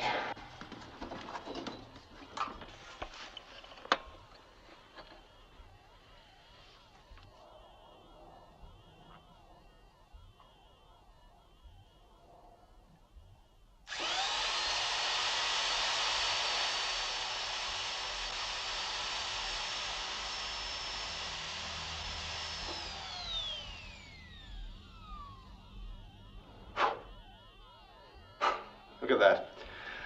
That drill will go through beryllium steel. And not a bloody scratch. Well, there's only one thing for it. I'll have to remove it. To where? Middle of the Atlantic. The tidal wave will destroy the coastline of every country around it. Yes, I am aware of that. There'll have to be a mass evacuation. Space. We'll dump it in space. Paul, get on to Colonel Branston. Tell him to get a radio-controlled space dumper down here immediately. Yes, sir. And the right equipment to tow this thing out of here. All right, gentlemen, let's start digging.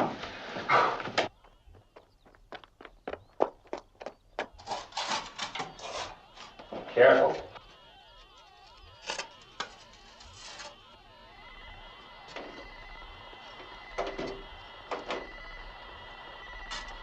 Commander, it's beginning to react.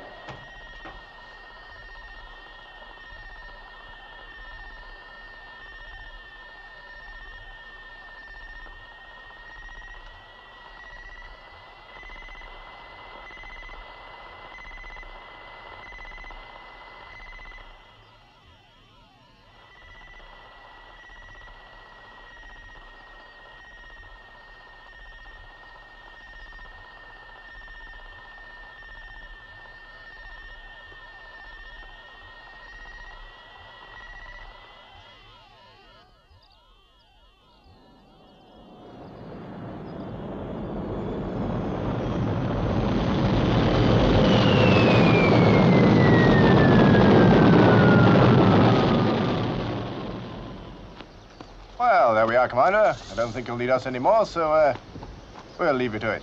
Well, thank you, Major. All right. On in the day's work. Good luck. Why don't you go back with them? I can take care of this.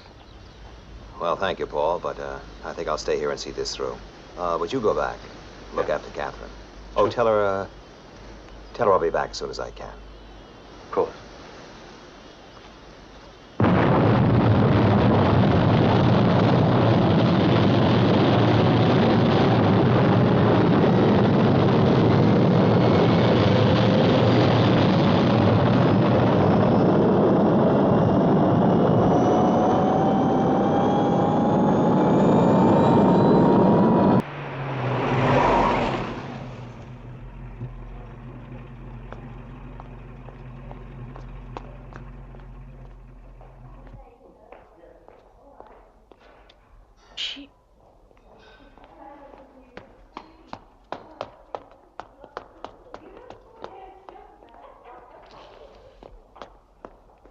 space dump at 24,000 miles from Earth.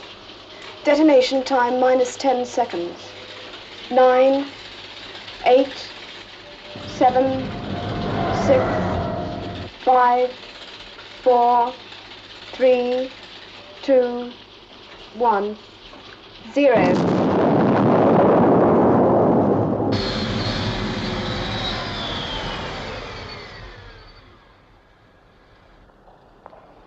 Commander? What's wrong? Is it Catherine? Commander?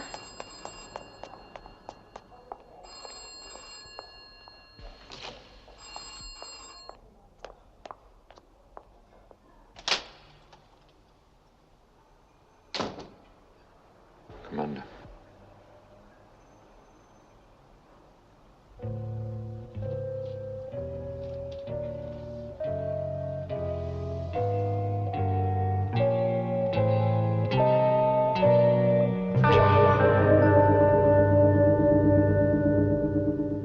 My God.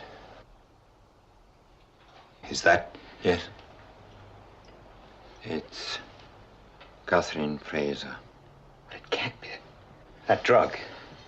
The boy's extra years had to come from somewhere. We can only assume they took them from Catherine when she was unconscious. On the farm roof. But how? How is it possible? I don't know. And I'm glad I don't know. But he lived 10 years. She's... They didn't know how long it would take the boy to complete his task.